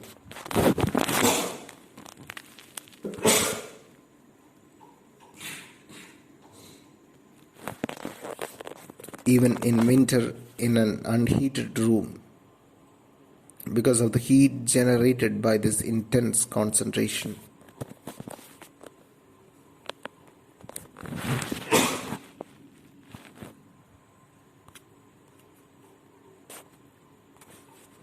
When you sit for too long, your mind loses its vigor, your body tires, and your efforts are less rewarding than if you had restricted your sitting to 30-minute periods. Compared with an unskilled swordsman, a master uses his sword effortlessly. But this was not always the case, for there was a time when he had to strain himself to the utmost. Owing to his imperfect technique to preserve his life, it is no different with Shikantasa. In the beginning, tension is unavoidable, but with experience, this tense zazen ripens into relaxed yet fully attentive sitting, and just as a master swordsman in an emergency unsheathes his sword effortlessly and attacks single-mindedly, just so the Shikantasa adepts sits without strain, alert and mindful, but do not for 1 minute imagine that such sitting can be achieved without long and dedicated practice. This concludes the talk on Shikantasa. 8. The Parable of Enya-Datta. In the last half of this lecture, I will take up the tale of Enya-Datta, which comes from the Ryogon Sutra. This is an exceptionally fine parable. I assure you that if you reflect carefully upon it, it will clarify many abstruse points of Buddhism. This event is said to have occurred at the time of the Buddha. Whether it is true or legendary, I cannot say. In any case, Enya-Datta was a beautiful maiden who enjoyed nothing more than gazing at herself in the mirror each morning. One day, when she looked into her mirror, she found no head reflected there. Why not on this particular morning, the sutra does not state. At any rate, the shock was so great that she became frantic, rushing around demanding to know who had taken her head. Who has my head? Where is my head? I shall die if I don't find it, she cried, though everyone told her, don't be silly, your head is on your shoulders, where it has always been. She refused to believe it. No, it isn't. No, it isn't. Somebody must have taken it, she shouted, continuing her frenzied search. At length, her friends, believing her mad, dragged her home and tied her to a pillar to prevent her harming herself. The being bound can be compared to undertaking zazen. With the immobilization of the body, the mind achieves a measure of tranquility, and while it is still distracted, as Enya-Datta's mind was in the belief that she had no head, yet the body is now prevented from scattering its energies. Slowly her close friends persuaded her that she had always had her head, and gradually she came to half believe it. Her subconscious mind began to accept the fact that perhaps she was deluded in thinking she had lost her head. Enya-Datta's receiving the reassurance of her friends can be equated with hearing the Roshi's commentaries Teisho. Initially, these are difficult to understand, but listening to them attentively, every word sinking into your subconscious, you reach the point where you begin to think, is that really true? I wonder, yes, it must be. Suddenly, one of her friends gave her a terrific clout on the head, upon which, in pain and shock, she yelled, ouch, that's your head, there it is. her friend exclaimed, and immediately Enyadatta saw that she had deluded herself into thinking she had lost her head when in fact she had always had it. In the same way, clouting in zazen is of the utmost value. At precisely the right time, if it is too early, it is ineffective. To be jolted physically by the Kyosaku stick or verbally by a perceptive teacher can bring about self realization. Not only is the Kyosaku valuable for spurring you on, but when you have reached a decisive stage in your zazen, a hard whack can precipitate your mind into an awareness of its true nature. In other words, enlightenment. When this happened to any other thus, she was so elated that she rushed around exclaiming, "Oh, I have got it! I have my head after all! I am so happy!"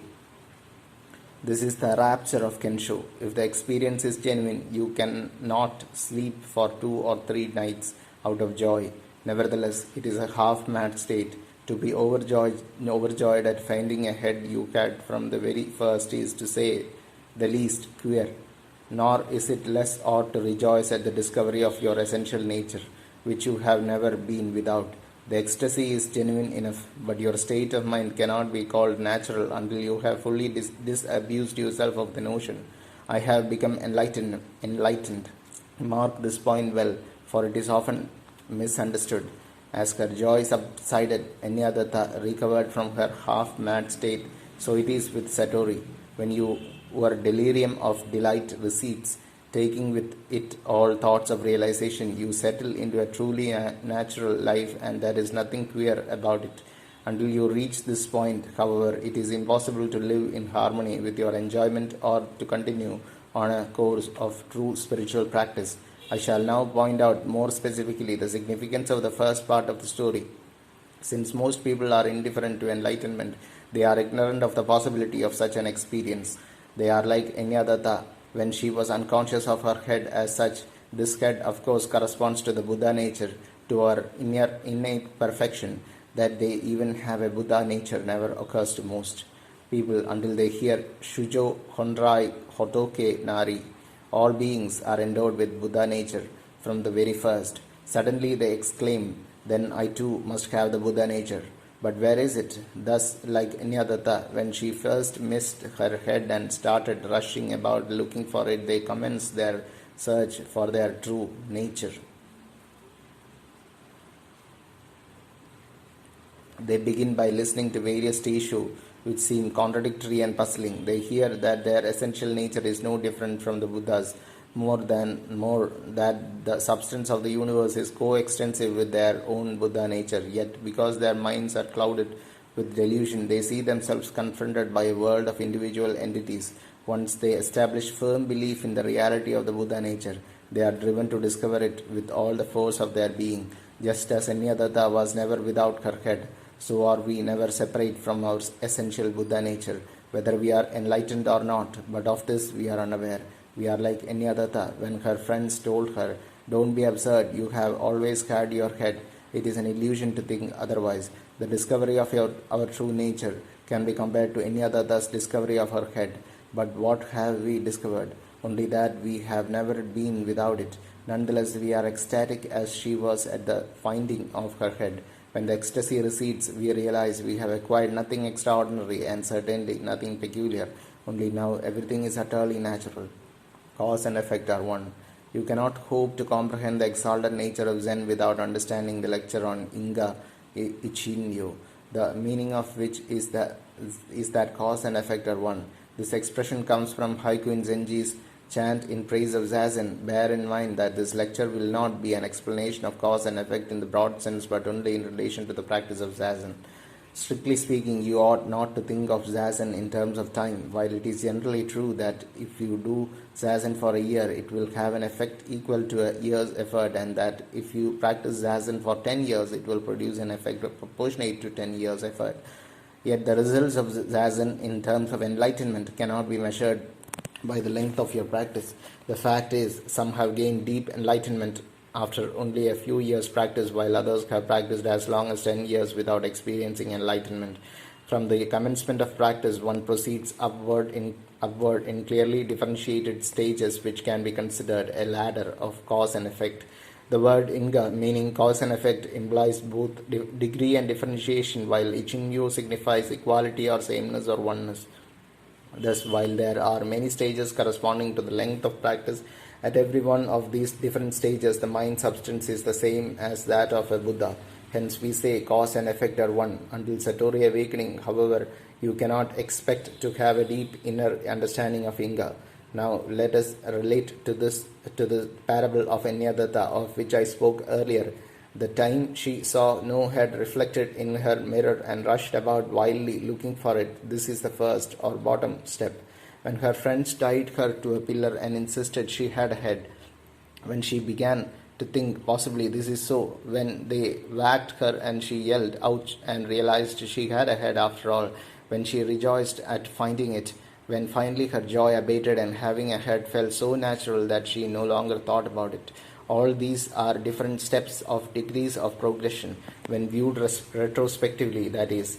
At every one of these stages, she was never without her head, of course, but this she realized only after she had found it. In the same way, after enlightenment, we realize that from the very first we were never without the Buddha nature. And just as it was necessary for Anyadatta to go through all these phases in order to grasp the fact that she had always had a head, so we must pass through successive stages of zazen in order to apprehend directly our true nature. These successive steps are causally related, but the fact that we are intrinsically Buddha, which in the parable is Anyadatta's realization that she had always had a head, this is equality or undifferentiation. This Dogen Zenji in his Shobogenzo states, the zazen of even beginners manifests the whole of their essential nature. He is saying here that correct zazen is the actualization of the Bodhi mind, the mind which we are all endowed. This zazen is Saijojo, wherein the way of the Buddha suffuses your entire being and enters into the whole of your life. Although we are unaware of all this at first, as our practice progresses, we gradually acquire understanding and insight, and finally, with Satori, wake up to the fact that zazen is the actualization of our inherently pure Buddha nature, whether we are enlightened or not. 10. The three essentials of Zen practice. What I am about to say is especially applicable to Daijo Zen, which is specifically directed towards Satori, but it also embraces Saijojo, though in a lesser degree. The first of the three essentials of Zen practice is strong faith, Dai Shinkon. This is more than mere belief. The ideogram for kon means root, and that for shin, faith. Hence, the phrase implies a faith that is firmly and deeply rooted, immovable, like an immense tree or a huge boulder. It is a faith, moreover, untainted by belief in the supernatural or the superstitious. Buddhism has often been described as both a rational religion and a religion of wisdom. But a religion it is, and what makes it one is this element of faith, without which it is merely philosophy. Buddhism starts with the Buddha's enlightenment, which he attained after strenuous effort. Our supreme faith, therefore, is in the Buddha's enlightenment experience, the substance of which he proclaimed to be that human nature, all existence, is intrinsically whole, flawless, omnipotent, in a word, perfect. Without unwavering faith in this, the heart of the Buddha's teaching, it is impossible to progress far in one's practice. The second indispensable quality is a feeling of strong doubt, Dai Gidan. Not a simple doubt, mind you, but a doubt mass, and this inevitably stems from strong faith. It is a doubt as to why we and the world should appear so imperfect, so full of anxiety, strife, and suffering, when in fact our deep faith tells us exactly the opposite is true. It is a doubt which leaves us no rest. It is as though we knew perfectly well we were millionaires, and yet inexplicably found ourselves in dire need without a penny in our pockets. Strong doubt, therefore, exists in proportion to strong faith. I can illustrate this state of mind with a simple example. Take a man who has been sitting smoking and suddenly finds that the pipe which was in his hand a moment before has disappeared. He begins to search for it in the complete certainty of finding it. It was there a moment ago. No one has been near. It cannot have disappeared. The longer he fails to find it, the greater the energy and determination with which he hunts for it. From this feeling of doubt, the third essential, strong determination, Dai Funshi, naturally arises. It is an overwhelming determination to dispel this doubt with the whole force of our energy and will, believing with every pore of our being in the truth of the Buddha's teaching that we are all endowed with the immaculate Bodhi mind. We resolve to discover and experience the reality of this mind for ourselves. The other day, someone who had quite misunderstood the state of mind required by these three essentials asked me, is there more to believing we are Buddhas than accepting the fact that the world as it is perfect, that the willow is green and the carnation red? The fallacy of this is self-evident. If we do not question why greed and conflict exist, why the ordinary man acts like anything but a Buddha, no determination arises in us to resolve the obvious contradiction between what we believe as a matter of faith and what appears to us to be just the reverse, and our zazen is thus deprived of its prime source of power. I shall now relate these three essentials to Daijo and Saijojo. Zen. While all three are present in Daijo, this doubt is the man brought to Satori because it allows us no rest. Thus, we experience Satori and the resolution of this doubt more quickly with Daijo Zen. In Saijojo, on the other hand, the element of faith is strongest. No fundamental doubt of the kind I mentioned assails us, and so we are not driven to rid ourselves of it, for we sit in the unswerving faith that we are inherently Buddhas. Unlike Daijo Zen, Saijojo, which you will recall is the purest type of zazen, does not involve the anxious striving for enlightenment. It is zazen wherein ripening takes place naturally, culminating in enlightenment. At the same time, Saijojo is the most difficult zazen of all, demanding resolute and dedicated sitting. However, in both types of zazen, all three elements are indispensable, and teachers of old have said that so long as they are simultaneously present, it is easier to miss the ground with the stamp of the foot than to miss attaining perfect enlightenment. 11. Aspiration. Even while we all do zazen, our individual aspirations are not identical. These aspirations resolve themselves into four main groups or levels.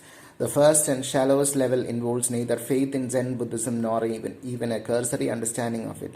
One just happens to hear about it and decides he would like to sit with a zazen group or in a session. Nevertheless, that out of millions of deluded people entirely ignorant of Buddhism, one particular individual should be led to this 2,500-year-old unbroken line of teaching is, in the Buddhist view, not a fortuitous but a karmic circumstance, and hence a vast spiritual significance. The second level of aspiration is a level which goes no deeper than the desire to do zazen in order to improve physical or mental health. This you will recall falls into, or both, this you will recall falls into the first of the 5 classifications of Zen, namely Bombu, ordinary Zen. At the third level, we find people who, no longer satisfied merely to increase their physical and mental well-being, want to tread the path of the Buddha. They recognize how exalted is the Buddhist cosmology, which views existence as not confined to one lifespan but endlessly evolving lifetime after lifetime, with the circle of human destiny completed only upon the attainment of Buddhahood. More, they have established faith in the reality of the enlightenment experience, and though the resolve to attain it has not yet been awakened, the desire to pursue the Buddha's way is clear and real. The fourth level comprises those determined to realize their true self. They know this experience to be a living reality, for they have encountered people who have had it, and they are convinced they can likewise attain it. When they come before their teacher, they come with an open mind and a humble heart, ready to follow whatever course he prescribes, secure in the knowledge that by so doing they can realize their goal in the shortest time. I will now quickly recapitulate these 4 classes of aspirants: those who, having no particular faith in Zen, come to it through fortunate karmic circumstances; those who practice Zazen through a desire only to add to their physical or mental health, or both; those who practice Zen out of belief in the exalted nature of the Buddha's teaching; and those who have a strong determination to become enlightened. Hereafter you will come before me one by one, and I will ask you what you feel to be the nature of your aspiration, that is, into which of the 4 classes you fall. Tell me your feelings honestly. Do not add anything through pride, and do not subtract anything out of false modesty. Depending upon what you tell me, I will assign you the zazen most appropriate for you. There is no definitive practice which applies to everyone. Generally speaking, one who puts himself in the first class is assigned the practice of counting his breath, one in the second category the following of his Breaths in the third class Shikantasa and in the fourth Koan, usually Mu. When students come before me individually for the first time, they make all manner of curious replies. Some say, I think I belong between the first and second classes. Others tell me, I have a chronically bad stomach, so would you assign me a type of zazen that will help this condition? Or sometimes a person will say, I am somewhat neurotic. What kind of zazen would be good for that? Depending on the type of person and the strength of his determination, I prescribe what I believe to be a suitable practice. With a stolid individual, it is usually desirable to spur him on with the kyosaku, whereas a somewhat nervous or sensitive person can do better zazen without it. Only if your appraisal of your feelings is frank can I select for you the most effective practice.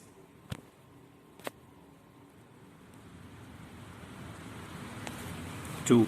Yasutani Roshi's commentary on the Koan Mu. Editor's introduction.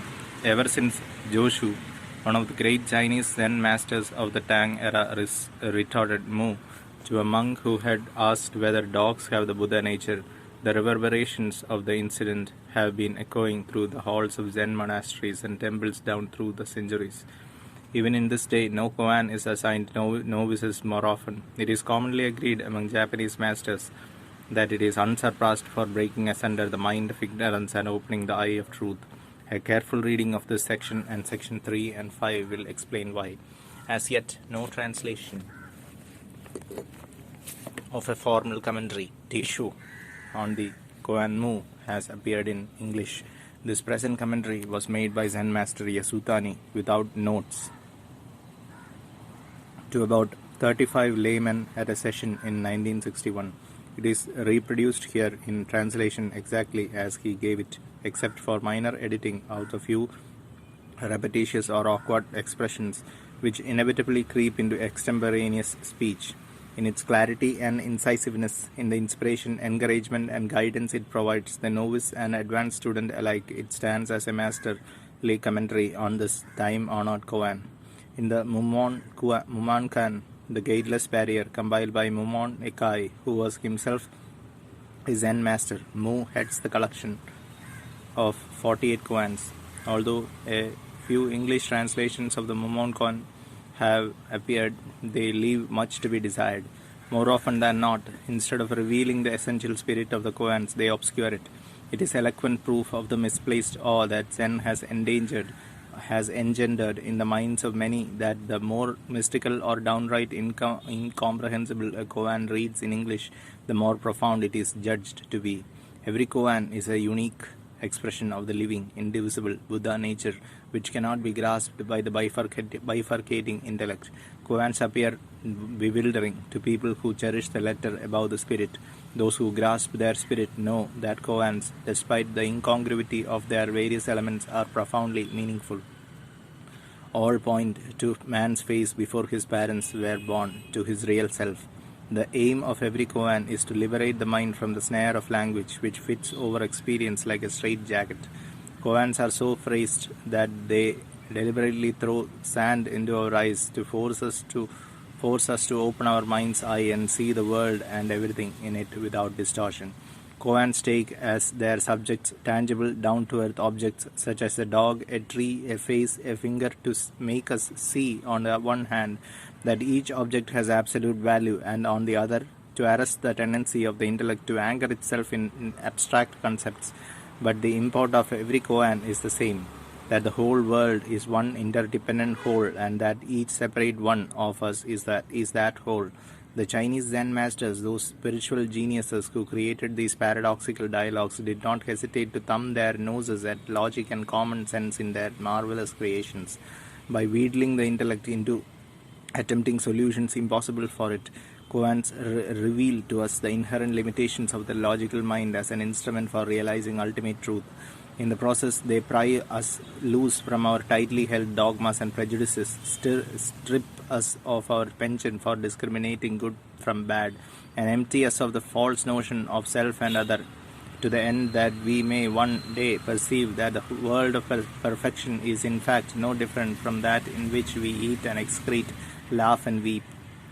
The great merit of koans, which range over the vast area of the Mahayana teachings, is that they compel us ingenious and often dramatic fashion to learn these doctrines not simply with our head but with our whole being, refusing to permit us to sit back and endlessly theorize about them in the abstract. What Heinrich Zimmer says about certain types of meditation is especially true of koans, the spirit of which must be demonstrated before the Roshi and not merely explained. Knowledge is the reward of action, for it is by doing things that one becomes transformed, executing a symbological gesture, actually living through to the very limit a particular role, one comes to realize the truth inherent in the role, suffering its consequences, one fathoms and exhausts its contents.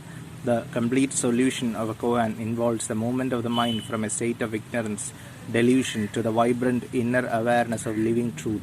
This implies the emergence into the field of consciousness of the immaculate Bodhi mind, which is the reverse of the mind of delusion.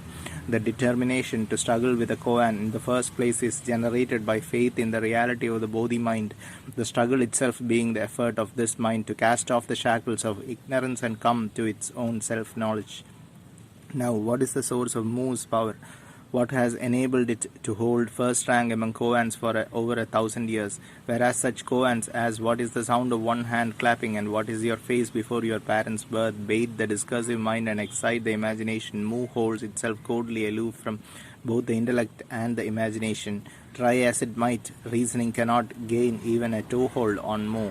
In fact, trying to solve Mu rationally, we are told by the masters, is like trying to smash one's fists through an iron wall,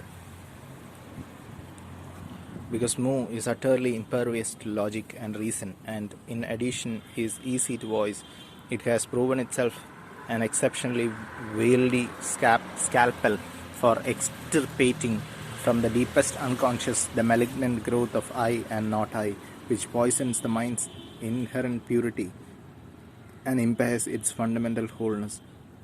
A vivid, penetrating commentary, apart from the comments accompanying the koan, is invaluable for any aspirant who wishes to utilize a koan as his spiritual exercise. Besides familiarizing him with the backgrounds of the dramatis personae and setting forth in contemporary language obscure terms and metaphorical allusions common to the vernacular speech of ancient China, in which the koans and comments are couched, it thrusts before him in terse, vigorous language the spirit of the koan.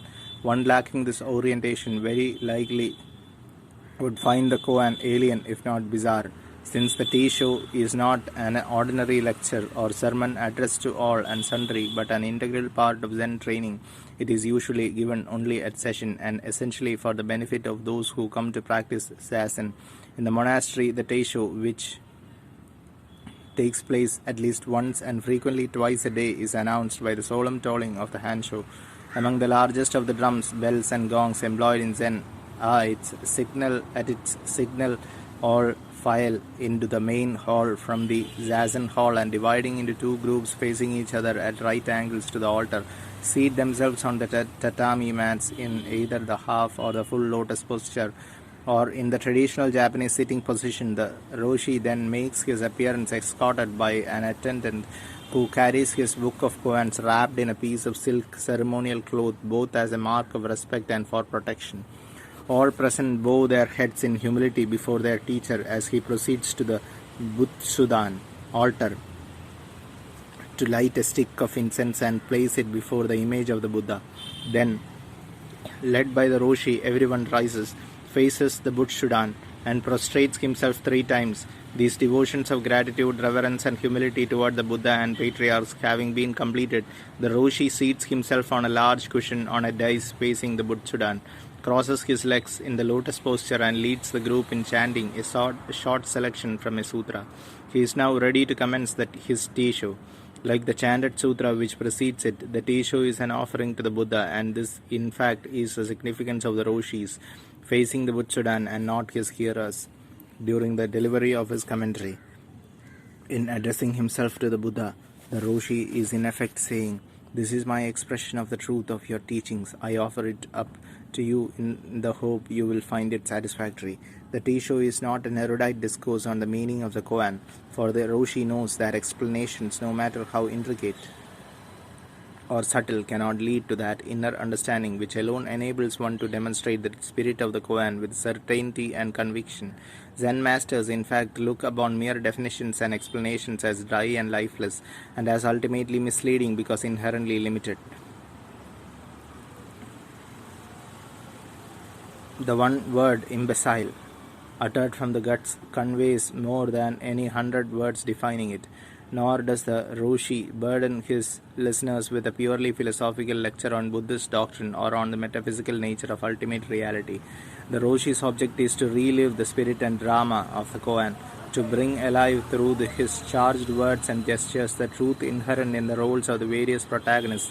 Keenly aware of the different levels of comprehension of his hearers, he pitches his commentary so that each receives according to his capacity to understand, even as he relates the spirit of the koan to his hearers' common life experiences. In Zen parlance, the Roshi strikes against the koan from his hara, trusting that the emitted sparks of truth will illumine the minds of his hearers.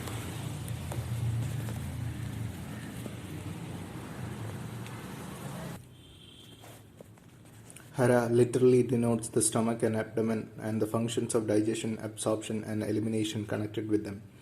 But it has parallel psychic and spiritual significance. According to Hindu and Buddhist yogic systems, there are a number of psychic centers in the body through which vital cosmic force or energy flows. Of the two such centers embraced within the hara, one is associated with the solar plexus, whose system of nerves governs the digestive processes and organs of elimination. Hara is thus a wellspring of vital psychic energies. Harada Roshi, one of the most celebrated Zen masters of his day, in urging his disciples to concentrate their mind's eye, that is the attention, the summation point of the total being, in their hara would declare, "You must realize, that is, make real, that the center of the universe is the pit of your belly." To facilitate his experience of this fundamental truth, the Zen novice is instructed to focus his mind constantly at the bottom of his hara, specifically between the navel and the pelvis, and to radiate all mental and bodily activities from that region, with the body-mind's equilibrium centered in the hara. Gradually, a seat of consciousness, a focus of vital energy is established there, which influences the entire organism. That consciousness is by no means confined to the brain is shown by Lama Govinda, who writes as follows: while according to Western conceptions the brain is the exclusive seat of consciousness, yogic experience shows that the brain consciousness is only one among a number of possible forms of consciousness, and that these, according to their function and nature, can be localized or centered in various organs of the body. These organs, which collect, transform, and distribute the forces flowing through them, are called chakras, or centers of force. From them radiate secondary streams of psychic force.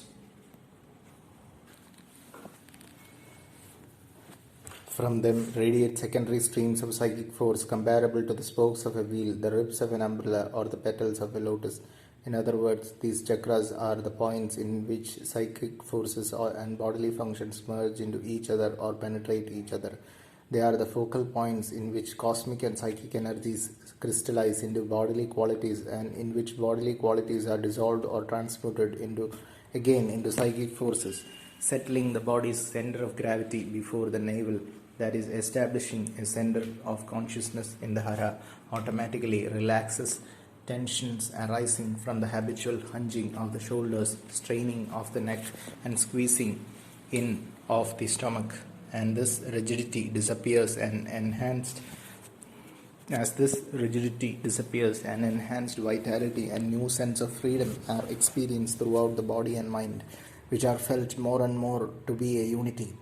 Zazen has clearly demonstrated that with the mind's eye centered in hara, the proliferation of random ideas is diminished and the attainment of one-pointedness accelerated, since a plethora of blood from the head is drawn down to the abdomen, cooling the brain and soothing the autonomic nervous system. This in turn leads to a greater degree of mental and emotional stability. One who functions from his hara, therefore, is not easily disturbed. He is moreover able to act quickly and decisively in an emergency owing to the fact that his mind, anchored in his hara, does not waver. With the mind in the hara, narrow and egocentric thinking is superseded by a broadness of outlook and a magnanimity of spirit. This is because thinking from the vital hara center, being free of mediation by the limited discursive intellect, is spontaneous and all-embracing. Perception from the hara tends towards integration and unity rather than division and fragmentation. In short, it is thinking which sees things steadily and whole. The figure of the Buddha seated on his lotus throne, serene, stable, all-knowing and all-encompassing, radiating boundless light and compassion, is the foremost example of hara expressed through perfect enlightenment. Rodin's thinker, on the other hand, a solitary figure lost in thought and contorted in body, remote and isolated from his self, typifies the opposite state.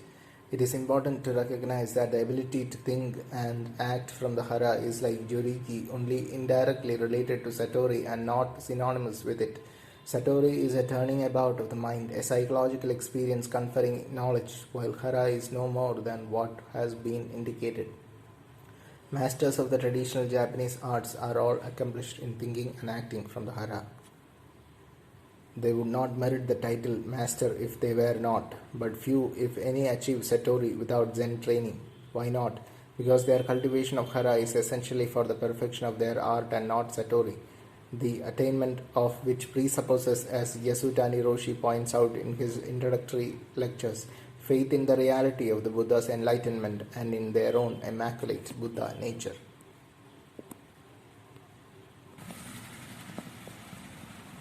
It is from the hara that the Roshi must deliver his commentary, if it is to glow with the spirit and force of his entire being, and similarly, it is in their hara that his hearers must focus, and their minds, if they are to grasp and absorb directly and whole the palpitating truth he is thrusting at them.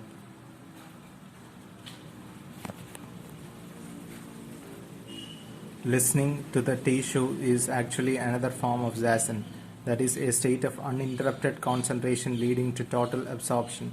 Hence, the concentrated mind must not be disrupted by the taking of notes during the Teisho or by otherwise diverting the eyes from their sitting stands. In a monastery where the discipline is strict, the head monks will reprimand beginners who attempt to make notes on or whose eyes wander about the hall to look at other sitters.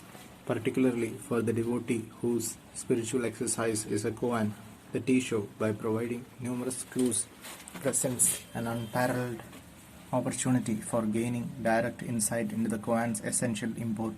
If he has succeeded in exhausting his thoughts through single-minded concentration and has achieved absolute oneness with his koan, one telling phrase uttered by the Roshi may be the golden arrow which suddenly and unpredictably finds its mark, tearing asunder the innermost cloak of darkness and suffusing the mind with light and inner understanding. For one whose mind is not yet ripe, in other words, still enveloped in delusive thoughts, the Teisho is a rich source of pointers for future practice. But for all, no matter what the state of their minds, a transcendent Teisho provides inspiration and encouragement. Upon completion of the Teisho, the Roshi quietly closes his book of koans, as all join him in chanting the 4 vows. At no time during or after the Teisho does he solicit or encourage questions. Zen teaching frowns on all theoretical questions as not conducive to direct first-hand experience of the truth. This attitude can be traced back to the Buddha, who held to a noble silence whenever asked such questions as, are the universe and soul finite or infinite? Does the saint exist after death or not? And Zen Buddhism, which is the quintessence of the Buddha's teaching, likewise refuses to deal with questions that ultimately have no answers, or with questions the answers to which can only be understood by a mind bathed in the light of full consciousness, that is perfect enlightenment. When abstract theoretical questions are asked during Dokusan, as they sometimes are, the Roshi frequently throws them back at the questioner to try to make him see the source from which they issue and to relate him to that source. But there are further reasons why abstract questions are viewed with disfavor. preoccupation with them not only tends to take the place of zazen and the understanding it alone can lead to, but by titillating the intellect, they make immeasurably more difficult the stilling and emptying of the mind, which is essential for Kensho. The Buddha's classic reply to a monk who threatened to abandon the religious life unless the Buddha answered his questions on whether the saint exists after death or not is worth repeating. It is as if a man had been wounded by an arrow, thickly smeared with poison, and his friends and companions, his relatives and kinsfolk, were to procure for him a physician or surgeon, and the sick man were to say, "I will not have this arrow taken out until I have learned whether the man who wounded me belonged to the warrior caste or to the Brahmin caste, learned whether he was tall, short, or of middle height, was black, dusky, or of yellow skin, was from this or that village or town or city, whether it was an ordinary arrow or a claw-headed arrow, that man would die without ever having learned this." And in another dialogue, the Buddha stated, "The religious life does not depend on the dogma that the world is eternal and not eternal, infinite, or finite, that the soul and the body are identical or different, or the dogma that the saint exists or does not exist after death. It profits not, nor has it to do with the fundamentals of religion, nor does it tend to absence of passion, to supreme wisdom and nirvana." The commentary. Today I will take up the first case in Muman Khan, entitled Joshu on the inherent nature of a dog. I will read the koan proper and the Mumon's comment. A monk in all seriousness asked Joshu, "Has a dog Buddha nature or not?" Joshu retorted, "Mu." Mumon's comment. In the practice of Zen, you must pass through the barrier gate set up by the patriarchs. To realize this wondrous thing called enlightenment, you must look into the source of your thoughts, thereby annihilating them. If you cannot pass through the barrier, that is, exhaust the arising of thoughts, you are like a ghost clinging to the trees and grass. What then is this barrier set up by the patriarchs? It is Mu, the one barrier of the supreme teaching. Ultimately, it is a barrier that is no barrier. One who has passed through it cannot only see Joshu face to face, but can walk hand in hand with the whole line of patriarchs. Indeed, he can standing eyebrow to eyebrow, hear with the same ears, and see with the same eyes. How marvelous! Who would not want to pass through this barrier? For this, you must concentrate day and night, questioning yourself through every one of your 360 bones and 8,400 pores. Do not construe Mu as nothingness, and do not conceive it in terms of existence or non-existence. You must reach the point where you feel as though you had swallowed a red-hot iron ball that you cannot disgorge despite your every effort. When you have dissolved all delusion and ripened into purity, after many years, so that inside and outside are as one, you will thoroughly relish your sublime state of mind, yet like a mute who has had a dream, will be unable to talk about it. Once you burst into enlightenment, you will surprise the heavens and more move the earth, as though having captured the sharp sword of General Kuan, you will be able to slay the Buddha should you meet him and he obstruct you, and dispatch all patriarchs you encounter should they hinder you. Being free from bondage to birth and death, you will be able to move about the 6 realms of existence and the 4 modes of birth in a samadhi of innocent delight. How then do you concentrate on Mu? Devote yourself to it energetically and wholeheartedly. If you continue this without intermission, your mind, like a light flashed on in the dark, will suddenly become bright. Wonderful indeed. Mumon's verse, a dog, Buddha nature. This is the presentation of the whole, the absolute imperative. Once you begin to think has or has not, your unity with life will be lost. The protagonist of this koan is Joshu, a renowned Chinese Zen master. I think it would be better to refer to him as the patriarch Joshu. Inasmuch as my commentary on today's koan will be quite long, I shall omit telling you the facts of Joshu's life. Suffice it to say, he was, as you all know, a great patriarch of Zen. While, while there are numerous koans centering around him, without a doubt this one is the best known. Master Mumon worked zealously on it for 6 years and finally came to self-realization. Evidently, it made a deep impression on him, for he placed it first in the collection of his 48 koans. Actually, there is no particular reason why this koan should be first. Any of the others could have been placed at the head just as well, but Mumon's feeling for it was so intimate that he naturally put it at the very beginning. The first line reads, "A monk in all seriousness asked Joshu." That is, his question was neither frivolous nor casual, but deeply considered.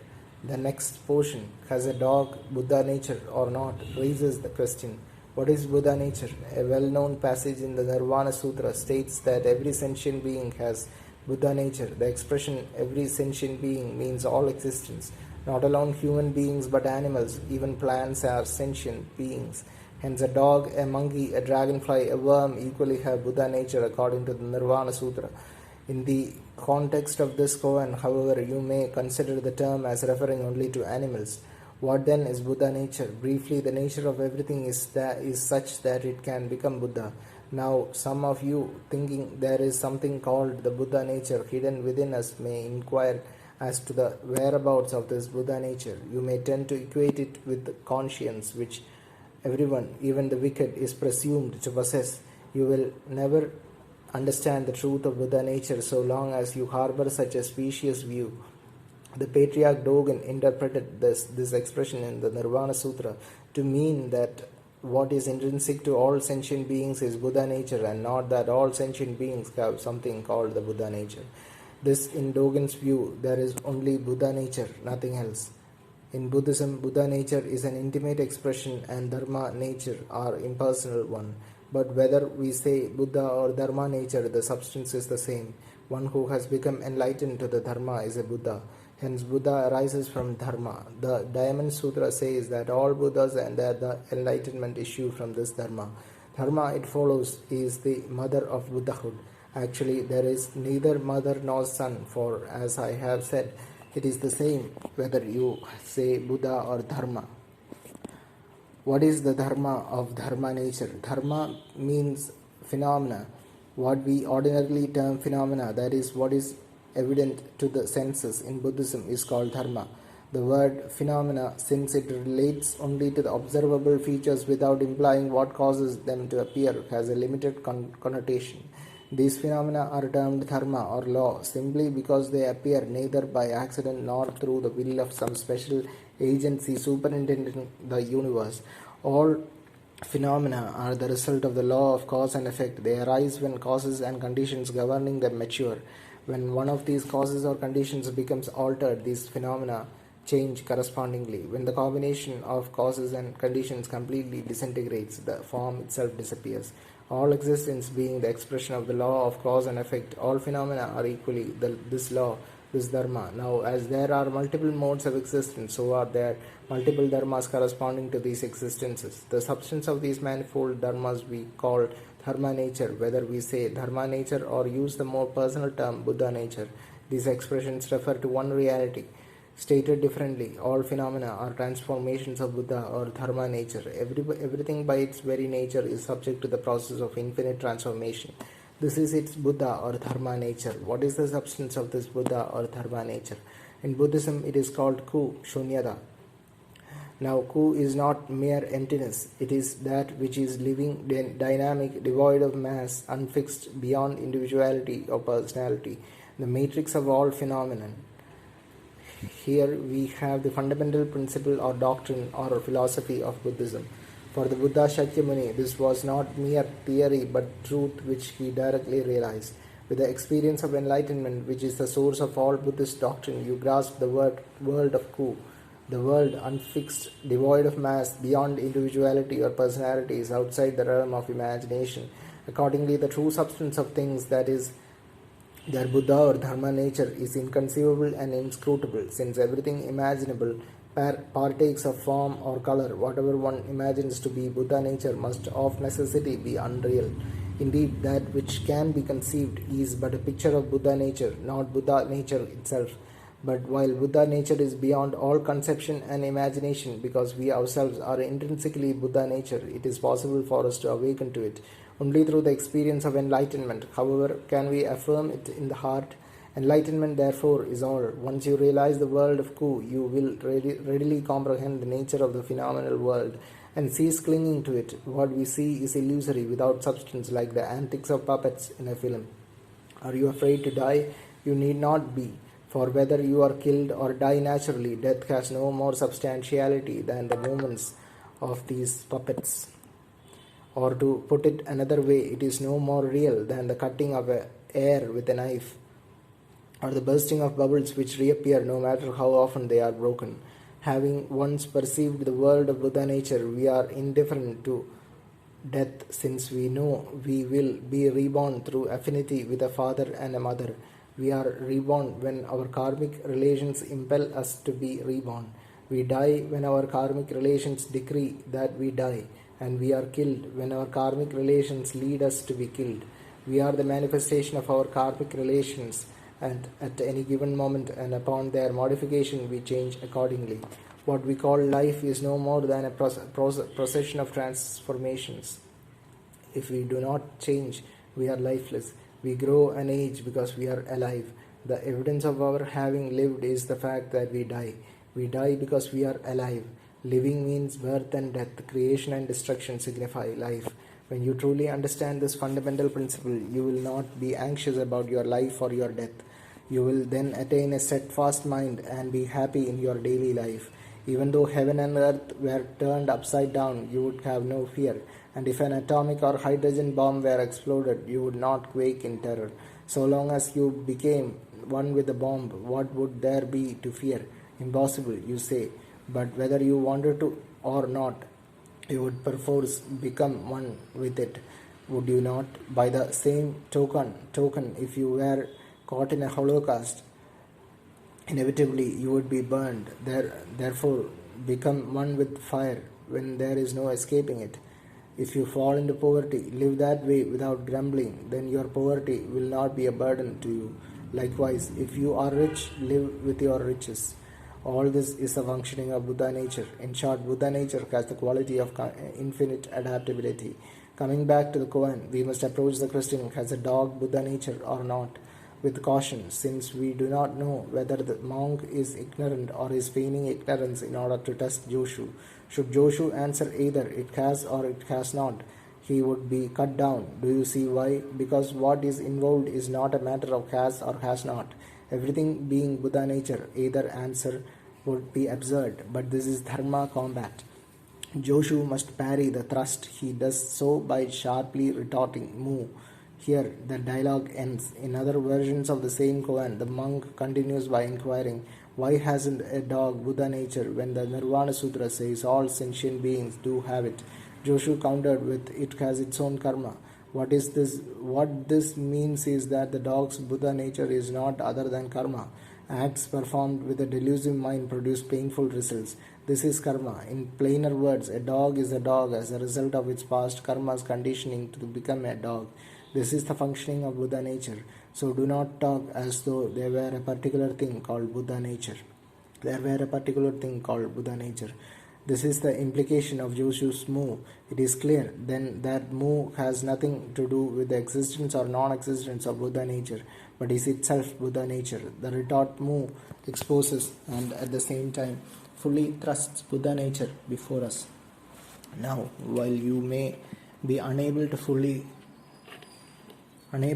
to understand what I am saying, you will not go astray if you construe Buddha nature in this wise.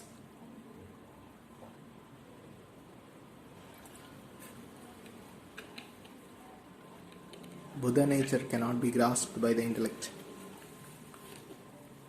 To experience it directly, you must search your mind with the utmost devotion until you are absolutely convinced of its existence. For after all, you yourself are the Buddha nature. When I told you earlier that Buddha nature was cool, impersonal, devoid of mass, unfixed, and capable of endless transformation, I merely offered you a portrait of it. It is possible to think of Buddha nature in these terms, but you must understand that whatever you can think or imagine must necessarily be unreal.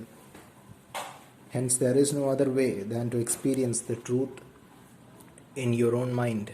This way has been shown with the greatest kindness by Mumon.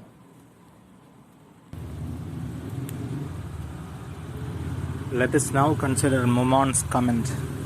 He begins by saying, in the practice of Zen, Zazen, receiving Dokusan, that is private instructions, hearing Teisho, these are all Zen practice. Being attentive in the details of your daily life is also training in Zen. When your life and Zen are one, you are truly living Zen. Unless it accords with your everyday activities, Zen is merely an embellishment. You must be careful not to flaunt Zen, but to blend it unpretentiously into your life. To give a concrete example of attentiveness, when you step out of the clogs at the porch or the kitchen or out of the slippers of the toilet room, you must be careful to arrange them neatly so that the next person can use them readily even in the dark. Such mindfulness is a practical demonstration of Zen. If you put your clogs or shoes on absent-mindedly, you are not attentive. When you walk, you must step watchfully so that you do not stumble or fall. Do not become remiss. But I am digressing. To continue, you must pass through the barrier gate set up by the patriarchs. Mu is just such a barrier. I have already indicated to you that from the first there is no barrier. Everything being Buddha nature, there is no gate through which to go in or out. But in order to awaken us to the truth that everything is Buddha nature, the patriarchs reluctantly set up barriers and goad us into passing through them. They condemn our faulty practice and reject our incomplete answers. As you steadily grow in sincerity, you will one day suddenly